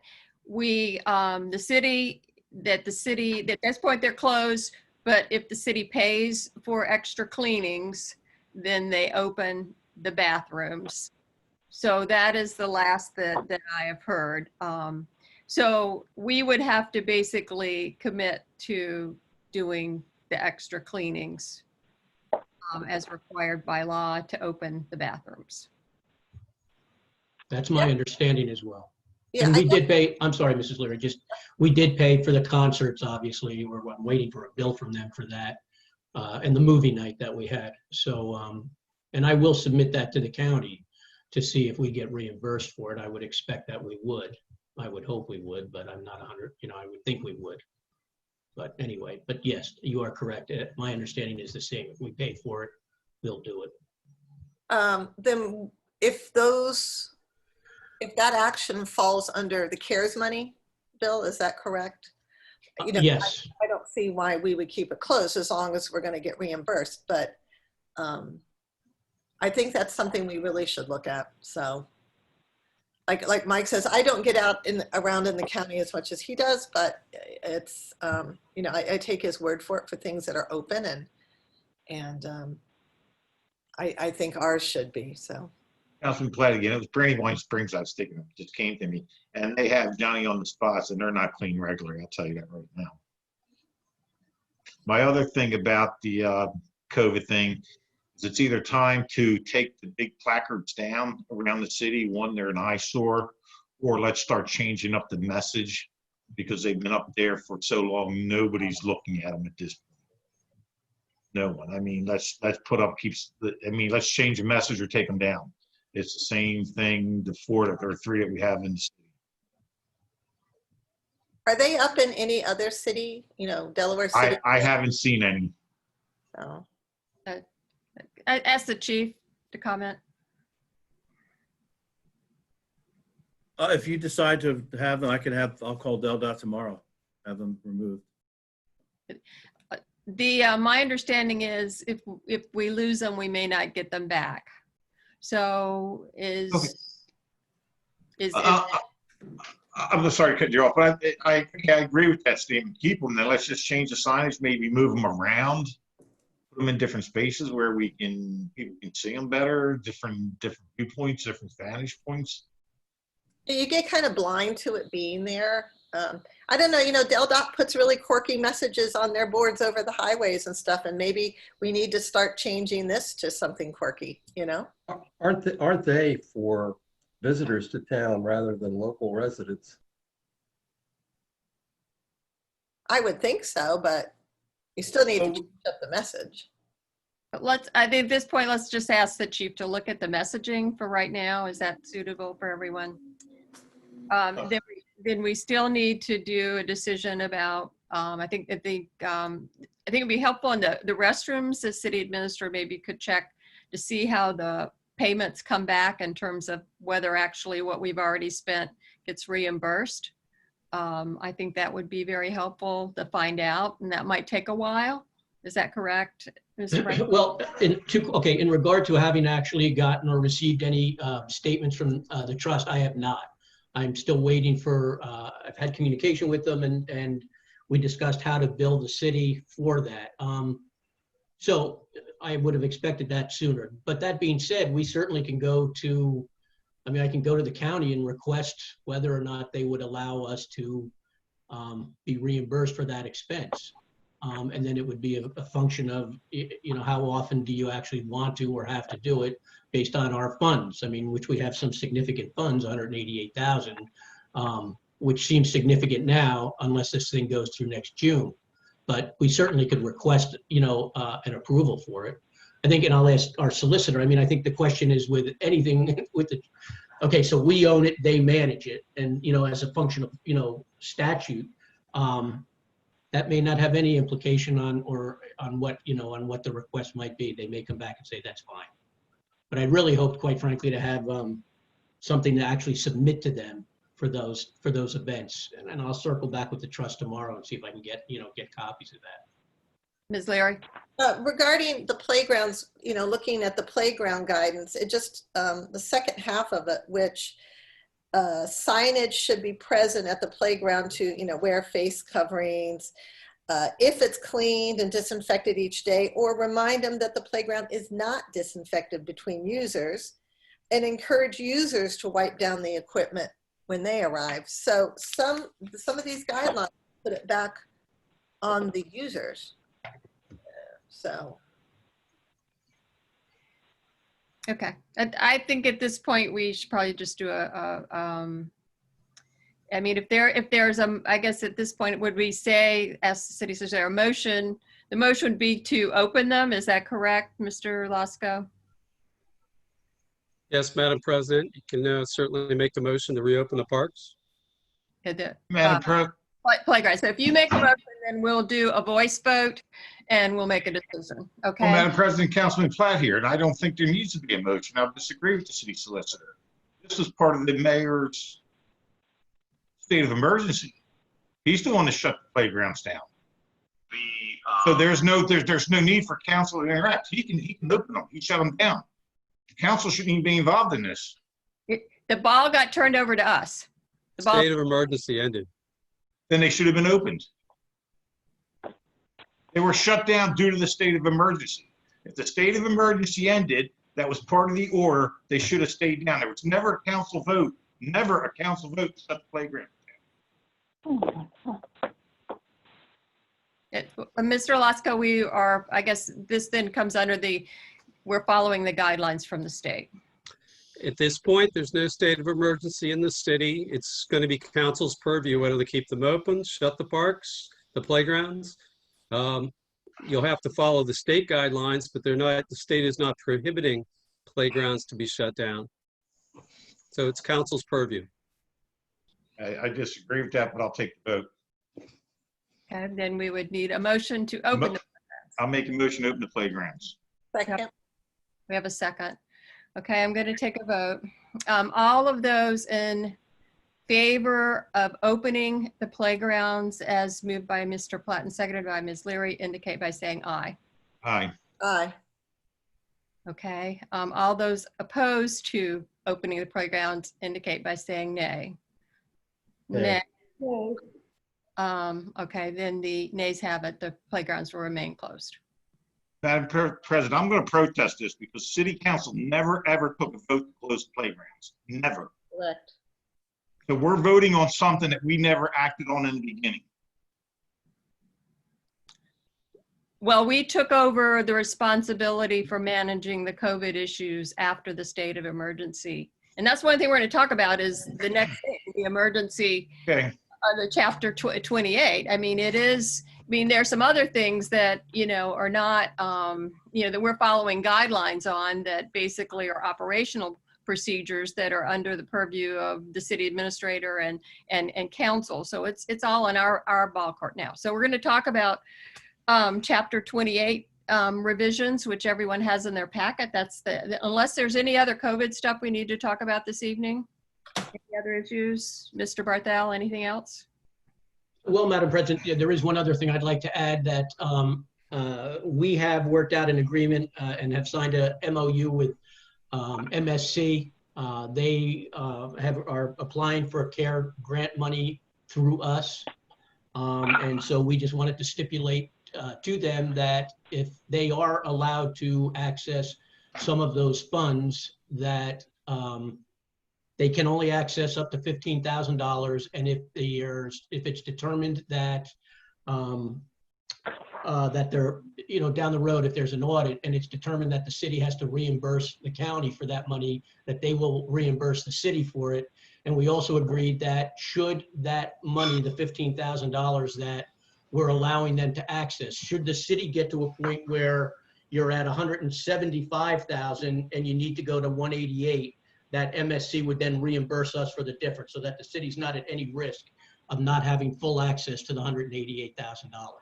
But in the meantime, we're trying to facilitate that for them, and we think that the MOU that we wrote was, well, obviously it was agreeable to them, and we think that it's a good and we think it's a good that it's good for both of us, good for MSC and good for the city. As I said, I doubt very much that we're going to get to that point, but God only knows. So anyway, so that's where we are with that. I think that's I think that's great. They're a part of the city. Any other comments or questions on the COVID operations? We're going to move on to revisions to chapter 28 of the code.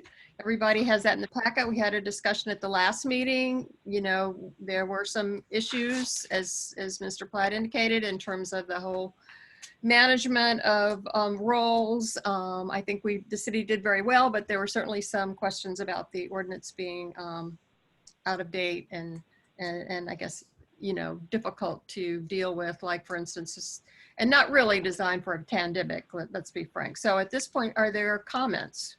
Mr. Smith is going to lead the discussion, so I will turn it over to him. Well, I think I'm going to turn it over to somebody else. I got started on this and we had the discussion, and our solicitor, Dan Blasco, has taken this and really put a fine pen to it, and has put together a really fine piece of work, I think, to cover all kinds of emergencies, not just the one we are facing, and has made it legally sufficient, I think. I have a concern or two. They're not of a major issue, but maybe I should turn things over to the solicitor and let him lead the discussion. Dan? Thank you, Council. Dan Losco here. So I reviewed the original draft that Mr. Smith had put together, and I just tried to provide context for it, a little more of a description as to who the emergency management team would be, including the mayor, the president of the council, the city solicitor, the building official, fire marshal, basically all the people that we used in the pandemic emergency to seek input and coordination of efforts. Second, I tried to develop a little better the description of what circumstances might prompt a state of emergency. So it was certainly expanded beyond the civil disorder concept that was that is the existing chapter 28, and now it includes health and safety issues and essentially anything else that substantially endangers lives, safety, health, or property in the city. Another point that was raised by Mr. Smith in the original draft of this ordinance was an emergency management plan. So we tried to give that some context, with the idea being that when a state of emergency is declared, The team needs to identify specifically what the problem is, its scope, what the remediation steps will be, and any other pertinent information. So that was described in a little more detail. And finally, the emergency authorities of the mayor as the senior elected official here was developed out to just expand on the powers that he has to, whether it's suspending sales of things like alcohol or firearms or explosives and that type of thing, or making use of other city personnel and transferring functions around to better coordinate efforts, imposing curfews, of course, restricting public gatherings, temporarily closing streets. There's a relatively comprehensive list of what those specific powers are. And then there's also a section in here, since there was concern about council's role and how involved they were, we included a provision that requires council to, as soon as possible, convene a meeting after the state of emergency is declared to evaluate where things stand. And it also gives council a 2/3 majority vote, ability to rescind the state of emergency or any of the restrictions imposed by the mayor. One point about that, and this may be something Mr. Smith was concerned with, is that I called for it to be 2/3 of a majority of the full council, because since a quorum is only 3 council members, the thought was it should really be more than just 2 council members overruling the mayor in a state of emergency. Now, reasonable minds can differ on that. That was my idea. Obviously, it's council's purview to debate that and decide what they think is appropriate. But that was my thinking, and that was the reasoning behind it. Happy to answer any questions. Dan, I'm sorry, my computer froze up on when you were talking about the 2/3, so I didn't hear it. Okay, let me repeat that. I wrote that a 2/3 majority of the full council could either suspend the state of emergency and terminate it, or override any of the decisions of the mayor in his state of emergency order. So any restrictions or prohibitions could, on a piecemeal basis, be overridden by a 2/3 majority of council. But I did it of the 2/3 majority of the full council, thinking to myself that it was more important to have real consensus on council to take the drastic step of overriding the mayor's order in an emergency setting.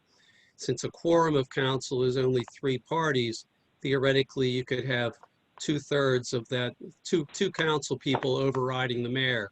And I thought it needed to have a little more gravity than that. So would that be, with the full council, would that be a super majority with 4 out of 5? Yes, it would. That's how the math would work. Okay, thank you. I guess my only other concern is one I've had since we started trying to do this revision, and that's the role of the mayor. At one time, well, still really in the job description, the mayor is a magistrate. Now, having looked at that and then looked at the state rules for magistrates, our mayor no longer qualifies to be legally a magistrate in Delaware, as I understand it. So the mayor is no longer a law enforcement official. To have that position be in charge of an emergency with that responsibility, I think makes sense, but I'm not sure it does now.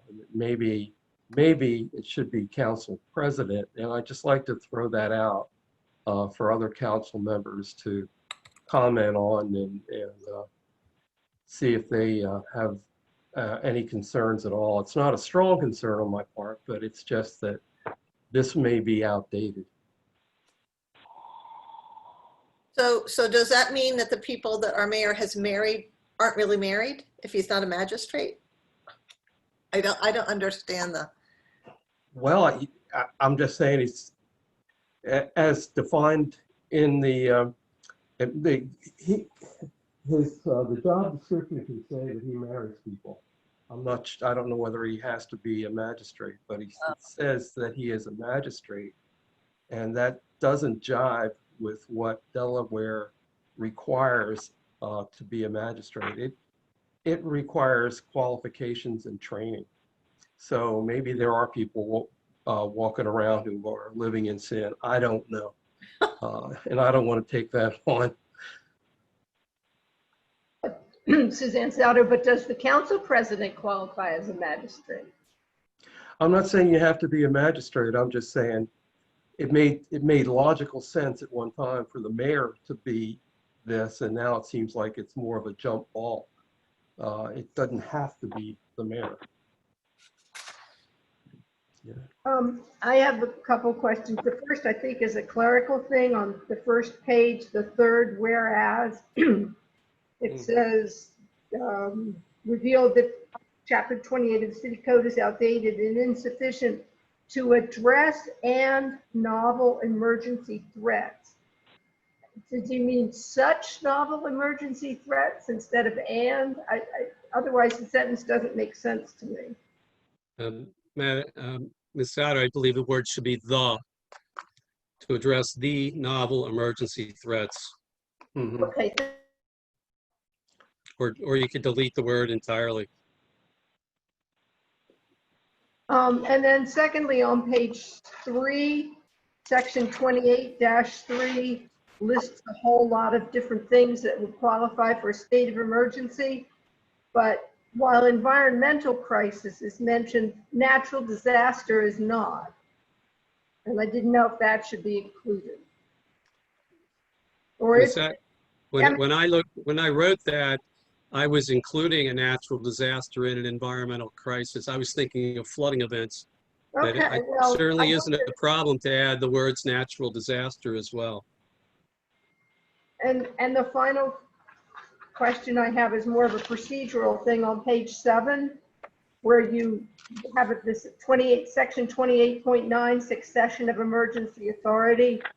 And it's the mayor, the president, and then the longest serving member of council. Pardon me. And we discussed this briefly last time. If we have multiple council members who were sworn in on the same day, then I guess it's whoever was sworn in first, even if it's only by a couple of minutes. But do we keep a record of that? That's actually something I spoke with Mr. Barthel, and I know he reported this to the council president, that we would have to keep note of exactly that point for this kind of a novel situation. Right. Well, and I recall in federal offices, so Mr. Smith probably had the same experience. We were required to, in our emergency plan, keep a designated list of the order of succession.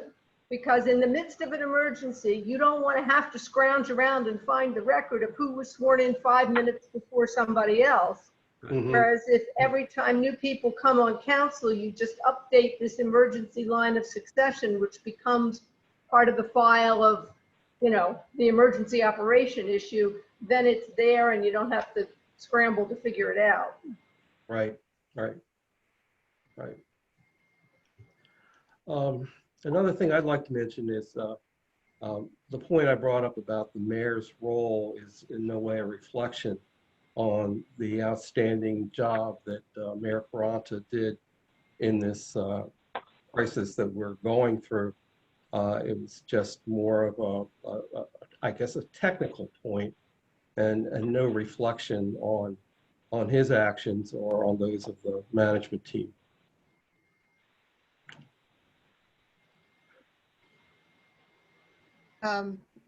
This is Council President Ratchford. I have a couple comments. The emergency management corridor, I understand the reason why it's designated by the mayor, but I think it should be by default the city administrator, and then if the city administrator is not available, someone else should be designated. I'm also concerned because we have lots of emergencies. We didn't declare a state of emergency when, you know, the last big storm came through, but the city administrator was in charge working with a lot of different agencies. So I think that that makes sense. I'm concerned about, there seems to be, in my mind, when I look at this, we had a state of emergency and we had actions tied to that, but I can't say that we have had a full emergency plan. there have been things that MSC did, there are things the city administrator did, and there were directions, but it wasn't an emergency plan. That would be, in my mind, something that is on the shelf that you refer to, but you're making some tactical decisions. So there, to me, there's some confusion in that area, but because if you look on our website, there is an emergency team that would address any other emergencies coming in. The other thing is, I do think it should not be a 2/3 vote, just because I've had experiences in the past where for whatever reason, it was difficult getting even a quorum. And I think in an emergency situation, if you happen to be, you know, a real emergency and there was a lot of physical damage to the city, I think it could be difficult. And I don't see any reason that 2 members of council couldn't make a decision in order, you know, to something that might need to be corrected from some other, you know, for some other reason. So that's my feeling. Any other comments? I think we'll be talking about this some more. Madam President, I have a few. Councilman Platt. I totally agree with what you just said about the numbers of council people. I'm just trying to put people together. I guess I'm going to go back a little bit and just go to how this emergency was taken care of prior. I didn't have a problem with it. I spoke out against some things procedurals wise. I think it was handled well. The mayor is in charge. End of discussion. Everybody works for him. I'm just curious to why we had to declare a state of emergency. And I did ask the mayor today, and he gave me a decent answer. That's the first time in recent memory, I've been here 30 years, if anybody else can correct me, was there ever another state of emergency in the city? Okay, so now I think we're overthinking this perfect. Like I said, the plan we had set up was fine. The chain of command had to be set up a little different. I find it funny that the city solicitor is above council people, the elected officials. With the city solicitor, we followed the exact, pretty much the exact procedure the governor put out, except closing Battery Park. And we paid him $10,000 for that advice, just to follow the governor's guidelines. So that's fine. Now, when you go through the succession of the mayor, he can appoint anybody he chooses, or she chooses. There's no, it doesn't say city administrator, it says the choice of the mayor. So the mayor can pick a tight end with the 89 jersey on and make him in charge of the emergency plan, emergency plans. I mean, there's nothing there. So I have a real serious problem with that. And then when we get into details, Mr. Lasko, I find it funny that you stopped on J, designated evacuation routes, but you didn't go through K, or you didn't go through K through O. Provide temporary housing. Who pays for that? How do we get it? A city of 5,500 people and limited resources.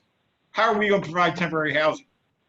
2, ration and distribute fuel, clothing, medical supplies, and other life-serving resources. Are we supposed to put a police officer at BJ's and ration out who's buying chicken breast? I mean, Platt, you want me to, just, I'm sorry, do you want me to respond, Mr. Platt? Well, first off, if you're dealing with emergency situations, you really don't know what you're going to be up against. If the city is half flooded and you have residents that are displaced, it may be necessary to come up with some type of temporary housing, even if it's tents. And you have to expect that there would be some state or federal funding to assist in this regard. The same goes with rationing food and whatever you got. Basically, I'm trying to make this as comprehensive as possible. Whatever the mayor has to do, you want to authorize the activity. That's the short answer to your question.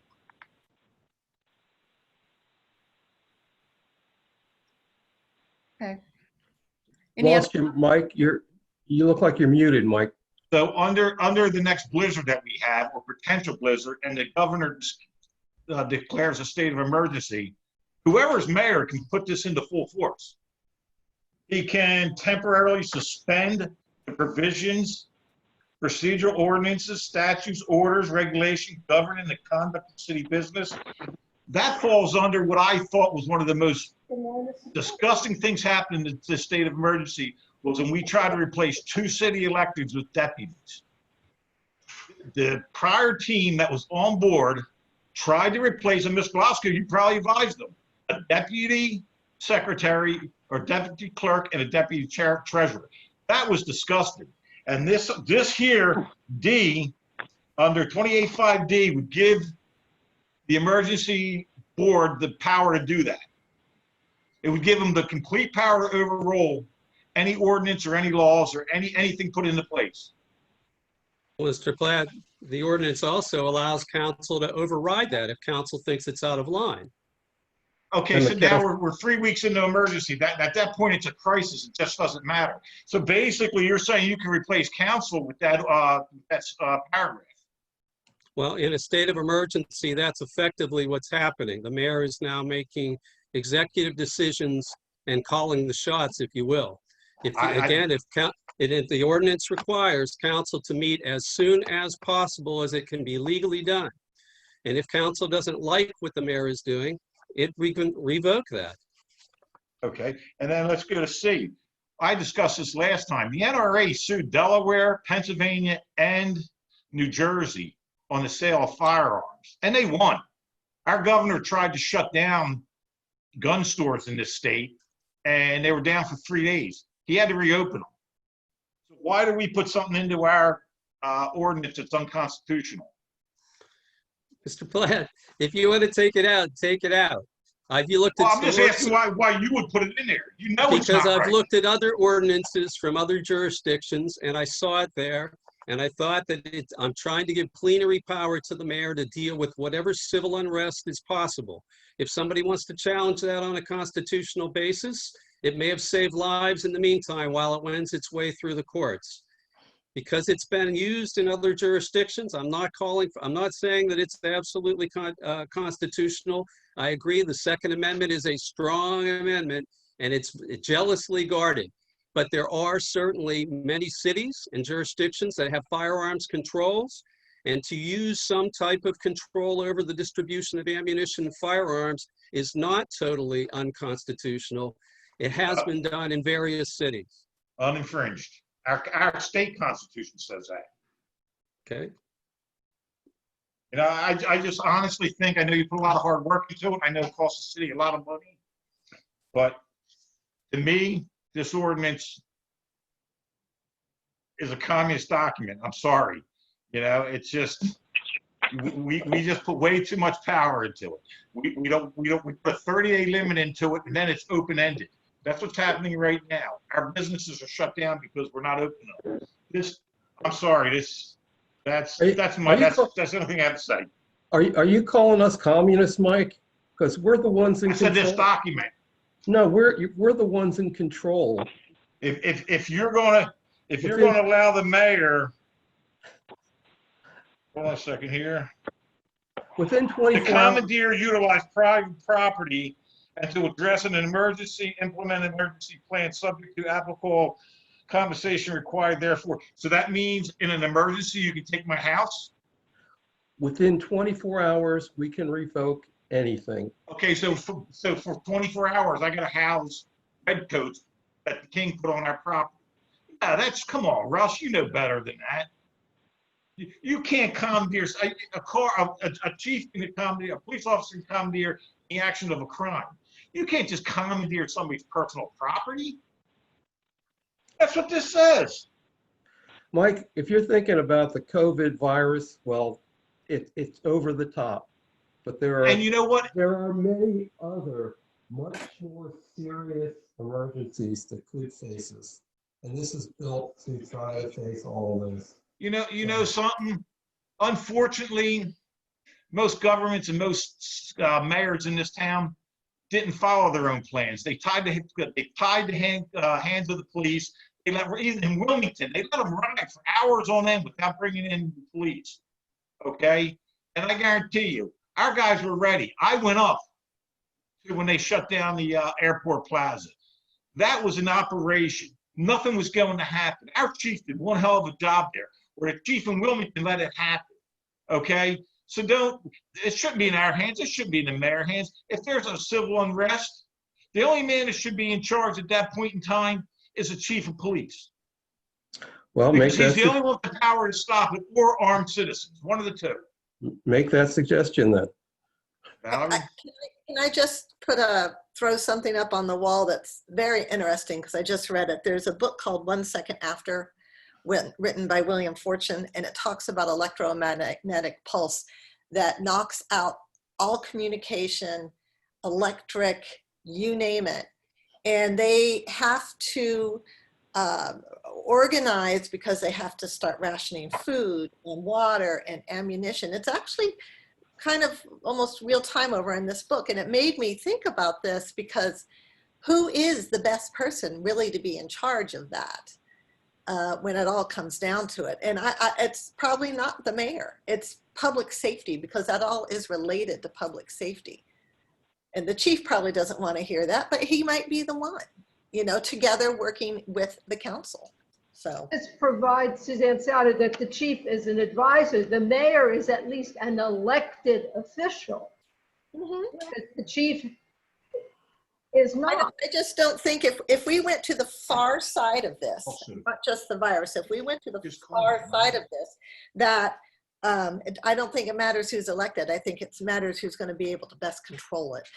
But again, that's to the far side of it, like the electromagnetic pulse, not the virus here or flooding or, some of the other things. But this is supposed to try to cover everything. So, or if it gets that bad, do we throw it out the window and it's, kind of every man for himself? I don't know. It's just, we're not going to make a decision on this tonight, but I'm listening to what Mr. Platt said, and I'm listening to what Russ said, and I'm, listening to what Dan said, and it just brought back what I read and going, wow. So. Yeah, I think these are important comments. I think we need to move on to some more agenda items, but obviously we're not going to find it. But there's a lot of different views, and I think this is a very important thing we need to do. We need to be prepared. I think we've done a great job with what we've been dealing with now, but we want to make sure that whatever the next thing is, that we can deal with that. So we're going to move on to the next item. That is, it's a resolution 2020-20. It's a resolution allowing for the placement of historic marker in connection with the 100th anniversary of the 19th Amendment, women's right to vote, to be placed approximately 100 to 200 feet past the 1 1/4 mile marker along the this is along Battery Park path south of Dobbinsville. Do you have a motion to consider? So moved.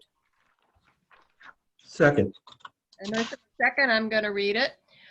This is a resolution authorizing placement of a suffrage centennial marker in recognition of the 100th anniversary of the 19th Amendment, approximately 100 to 200 feet past the 1 1/4 mile marker along the biking path south of Dobbinsville.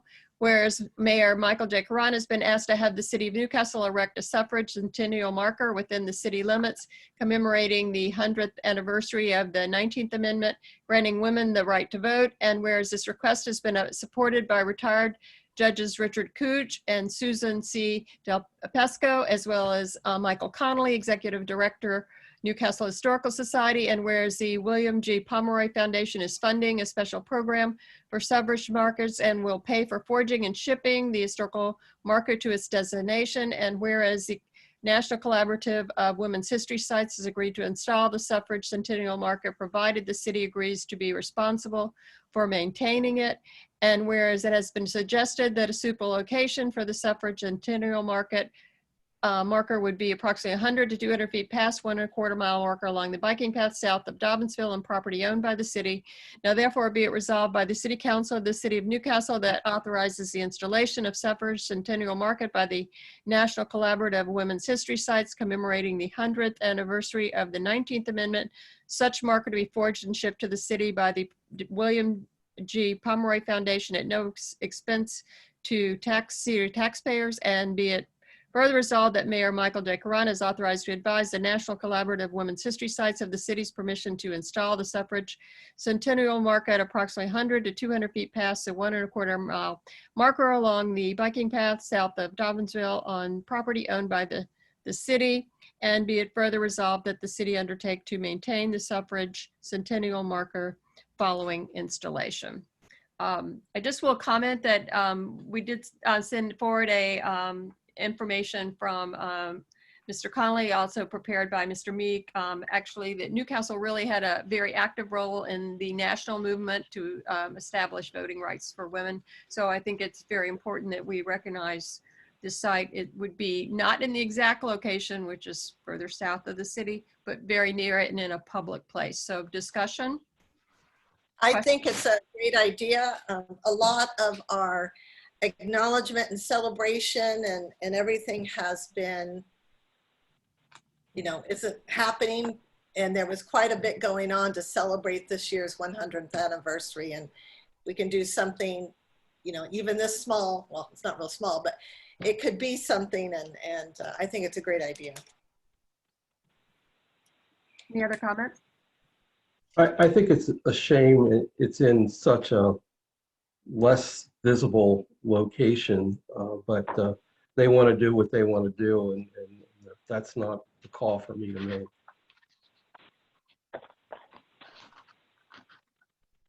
Suzanne Souter, I gather that this location was chosen because it's the closest available space on city-owned property to that former Bethlehem steel plant where this activity took place. Is that correct? That's correct. But I agree with Mr. Smith. It's a shame that not very many people are going to see it there. Right. Yeah. And which hopefully, I mean, the Historical Society is going to be doing an exhibit tied to it. So hopefully there will also be some recognition in other places about all, you know, the endeavors of the women who led these efforts. Yeah. Any other questions, comments? Okay, we're going to have a vote. All those in favor of Resolution 2020 to authorize placement of a suffrage centennial marker indicate by saying aye. Aye. Aye. Aye. Opposed? Okay, the motion has passed.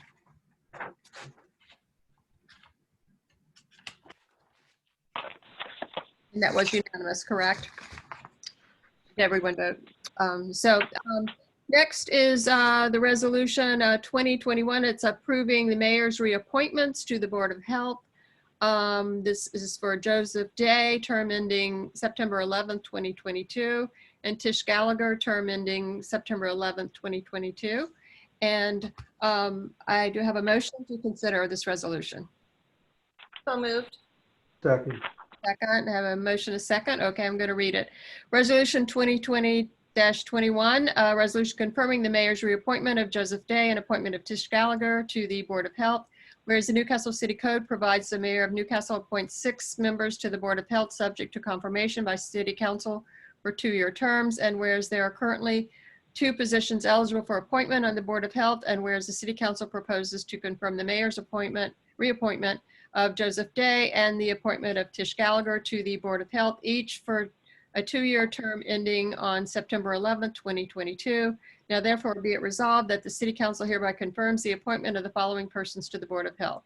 Joseph Day, term ending September 11th, 2022. Tish Gallagher, term ending September 11th, 2022.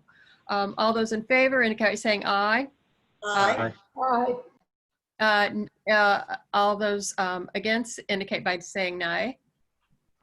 Okay, the resolution has passed unanimously, and we appreciate the service of Joseph Day and Tish Gallagher in this important role. I believe Tish Gallagher is in on this call. So. Oh, I am. well, would you like to say something? Yeah, I just want to say thank you to the mayor and the council for the opportunity to serve on Newcastle's Board of Health. I've had an interest in the health of communities since I was a public health nurse in Kent and Lower Newcastle counties early in my nursing career. So it just brings me back full circle to that interest. So I thank you. Thank you. That's wonderful to Thank you. have you. Thank you, Mrs. Gallagher. Okay. Okay. Is Mr. Day on the call by chance? I wanted to give him an opportunity. Okay. Thank you very much. We're going to move on to the next item, which is Resolution 2022. It is a resolution designating a trash truck as surplus property. Do I have a motion to consider 2020-22? So moved. Second. Okay, I'm going to read the resolution. Resolution 2020-22, a resolution to designate trash truck owned by the city as surplus property and authorizing disposal of said surplus property. Whereas the city of Newcastle owns a 2000 Sterling L7500 leach body trash truck for which it no longer has a need. And whereas the city council has determined this vehicle represents surplus assets and should be liquidated and disposed of. Now, therefore, it is hereby resolved that the city council does hereby approve the sale and disposal of the following vehicle. The 2000 Sterling L75 leach body trash truck. The VIN number is 2FCHAJBB3YAF78863. Be it further resolved that the city administrator shall have the authority to market and sell this vehicle at a public or private sale and upon such terms and conditions as the city administrator shall deem appropriate in his sole discretion. Mr. Barthel, why are we getting rid of this truck? Well, Madam President, as you and council are all aware, we received our new truck a couple of weeks ago. And in conjunction with that and the truck that we received from Newark and the trade that we made for another piece of equipment, we just don't need this truck any further. It's not in very good shape. As you can see, it's 20 years old. And so, what was that? And so, we are going to request that we can just get rid of the truck and, put it on Craigslist and hopefully we can get rid of it. Get some money. Correct. Okay, any comments or questions for the city administrator? No. Okay. So at this point, I'm going to ask for a vote on Resolution 2020-22. It's to designate a trash truck as surplus. All those in favor indicate by saying aye. Aye. Aye. Opposed? Okay, the resolution has passed unanimously. I'm going to skip the next one on the funding regarding separation and go down to the last item, which is Resolution 2024. It's a resolution approving the City of Newcastle Housing Assistance Program. So do I have a motion to consider that this evening? Second. Second, I'm going to read the resolution and then we're going to have some discussion. Council has this resolution in their packet and also an attached document from the trust, which says pretty much the same thing. This is a resolution approving the City of Newcastle Home Repair Assistance Program funded by the trustees of the Newcastle Common. Whereas the trustees of the Newcastle Common have appropriated $40,000 for the purpose of creating a home repair assistance program to be managed by the City of Newcastle, and whereas the amount has been allocated for use until March 31, 2021, the end of the trust fiscal year, and whereas the City Council believes that creating such a home repair assistance program will be beneficial to the residents of the City of Newcastle, and whereas the trustees require that the home repair assistance program be implemented with the following conditions and limitations. Qualified properties must be owner occupied. At least one owner must be 65 years of age or older. Income limits, no more than $15,000 per year gross for a single owner or $30,000 a year gross for a married couple, excluding Social Security income. Funding shall be limited to roof and sidewalk repairs / replacements only. Maximum funding amount shall be $2,500 per property. Property owners will execute a deferred payment agreement and a mortgage on the property calling for a repayment of funds to the city when property is sold or title is otherwise transferred, for instance, by inheritance, foreclosure, transfer to trust, etc. City taxes must be current at time of the application approval. All work shall be completed by a city licensed contractor engaged by the owner. Project must be approved by the city prior to the start of any work. Work to be inspected and approved by city building official prior to release of funds from the trust and execution of reasonable and appropriate documentation. Now therefore be it resolved that the City Council of the City of Newcastle establishes a home repair program, the HRAP, for the benefit of qualitative residents of the City of Newcastle, funded by the trustees of the Newcastle Common and consistent with the conditions and limitations listed above, And be it further resolved that the city administrator is directed to implement and manage the HRAP and to take reasonable steps to make the public aware of the HRAP program.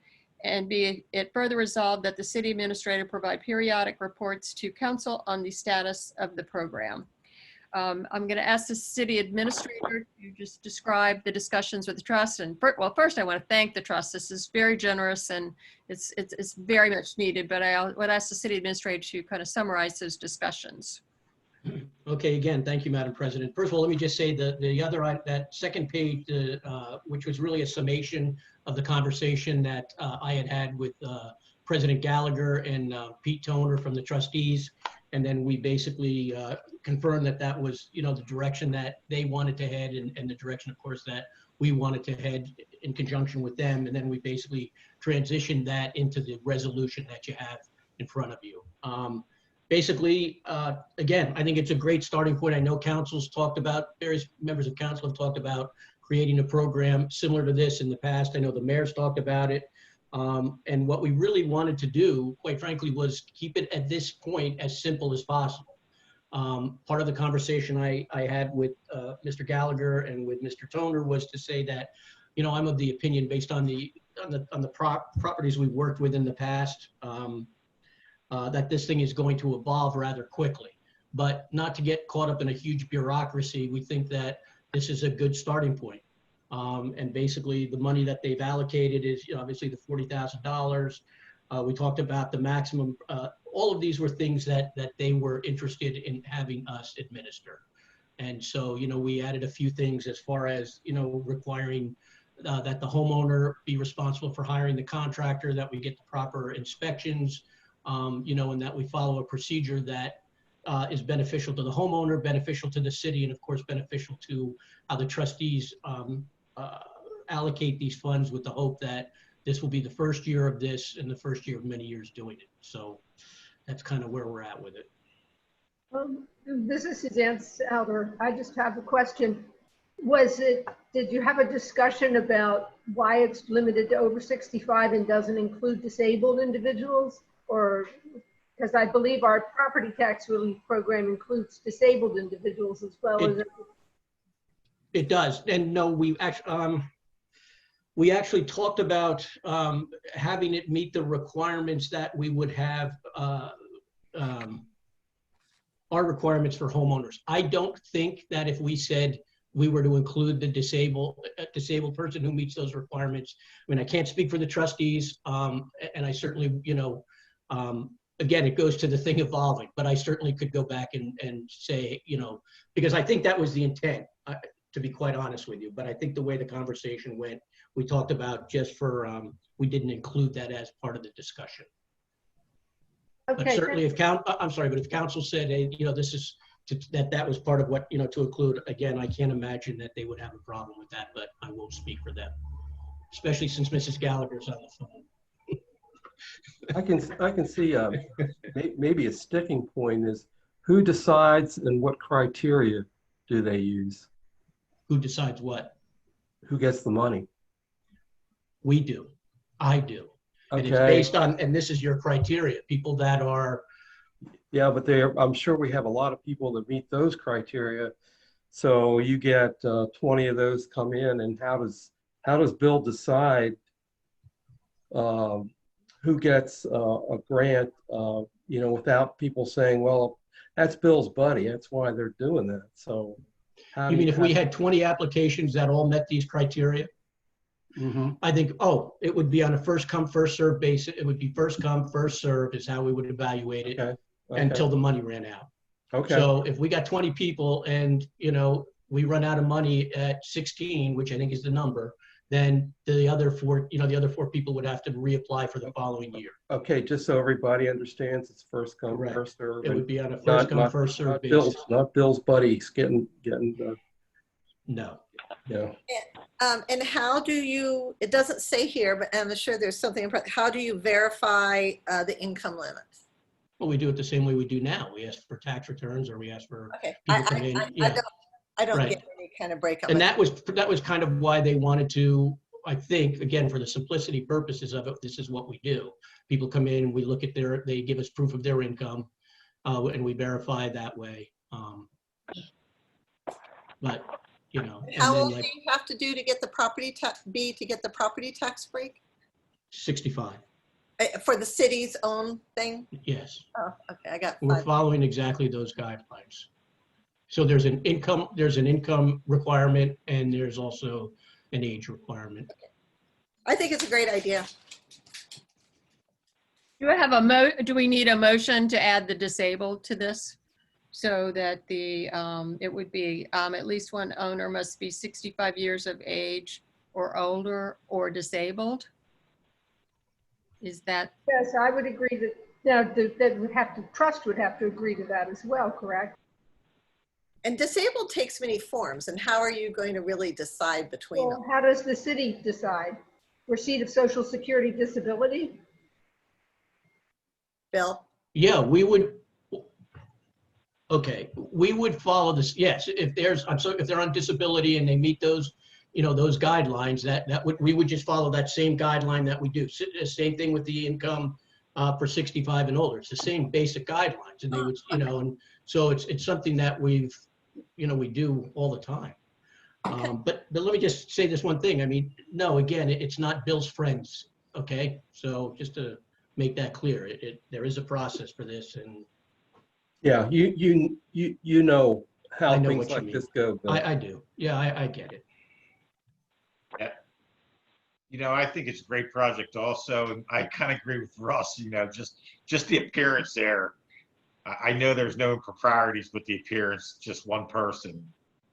I don't know if you want to rethink that or put a trust member with you or something to that effect. That's up to you. They did not want, and Mr. Platt, I hear you. And we talked about the fact that these are the guidelines, and that I or somebody in my office is going to stick to these guidelines. And if somebody comes in at 64 and a half, and then you get a call because I said no, then you can tell them, no, those were the guidelines. Okay, no problem. No, but I absolutely understand what you're saying. Just the appearance in this town. I guess my only other little fly in the ointment, and it's not, even if they maxed out on the property, it's not a lot of money.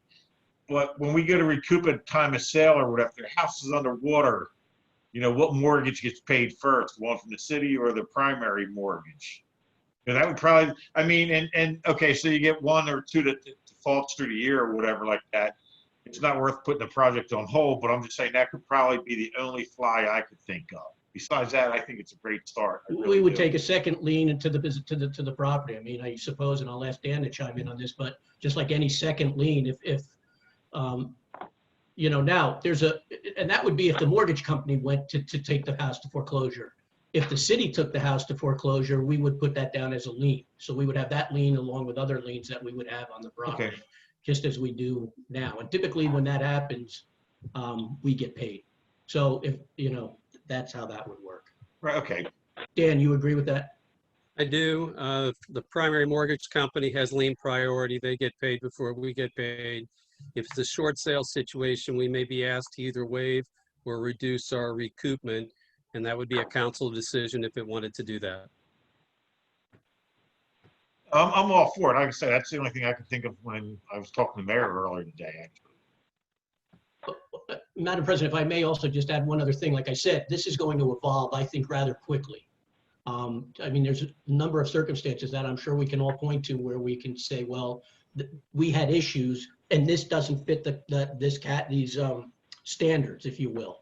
But like I also said, it's a great place to start, and I think that, you know, and I know the trustees are anxious to get it started, and I know that they're going to monitor because we're going to keep them apprised of what's going on. But I do think that at a certain time, rather quickly, we'll start to see some this just evolve over time.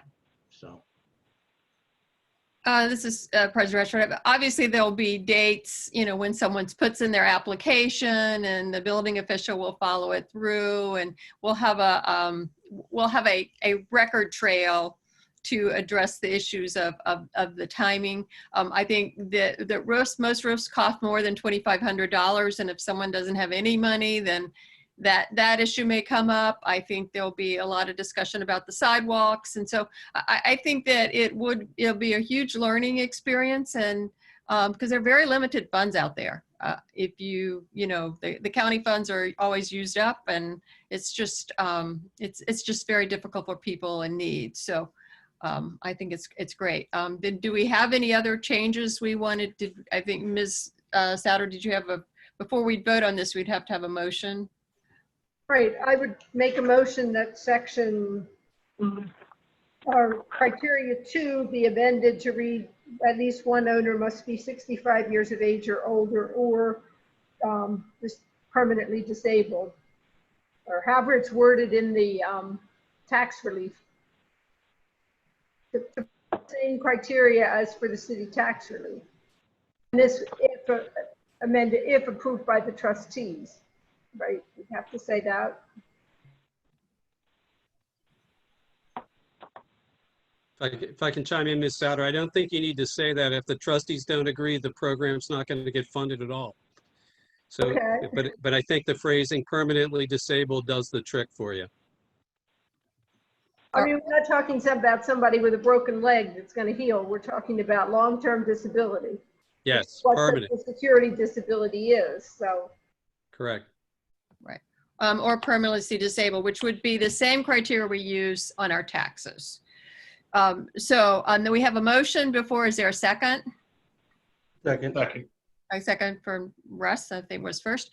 So at this point, we're going to vote on the motion. All those in favor of changing item 2 criteria to be, to add the words or permanently disabled, indicate by saying aye.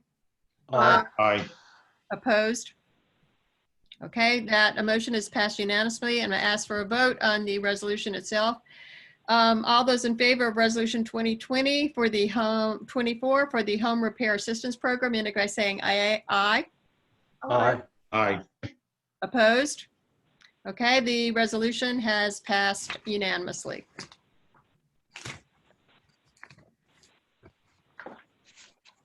The last item we have on the agenda is regarding requesting of a transfer of the funding commitment for Separation Day. And I think that at that point, we've seen some positive results coming in from the budget standpoint, and we've had some discussions about Separation Day, although we need new trash cans. As Larry's has told us that many times, my suggestion would be to table this and discuss it at another time. Is there a second on that we could do it with our budget discussions?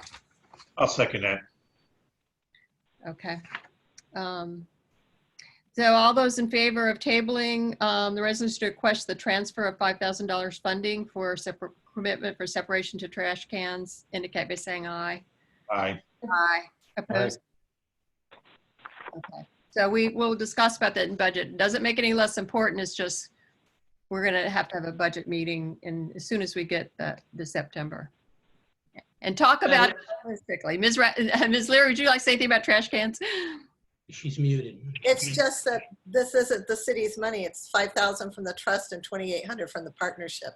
So it's not a matter of what the city is going to spend out of their budget. So that's all. Okay, that's a good point to make. Okay.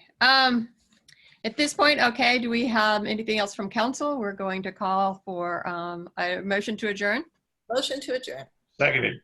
All in favor, indicate by saying aye. Aye. Aye. Adjourn. Thanks, everybody. Hey, Bill, real quick before you go. No, I'm here. it was just, I'll call you in the morning on it. I won't hold you up anymore. Time for a beer. All right. Thanks. I'm not going to sleep well, you know that. All right, I'll meet you at Portofino's.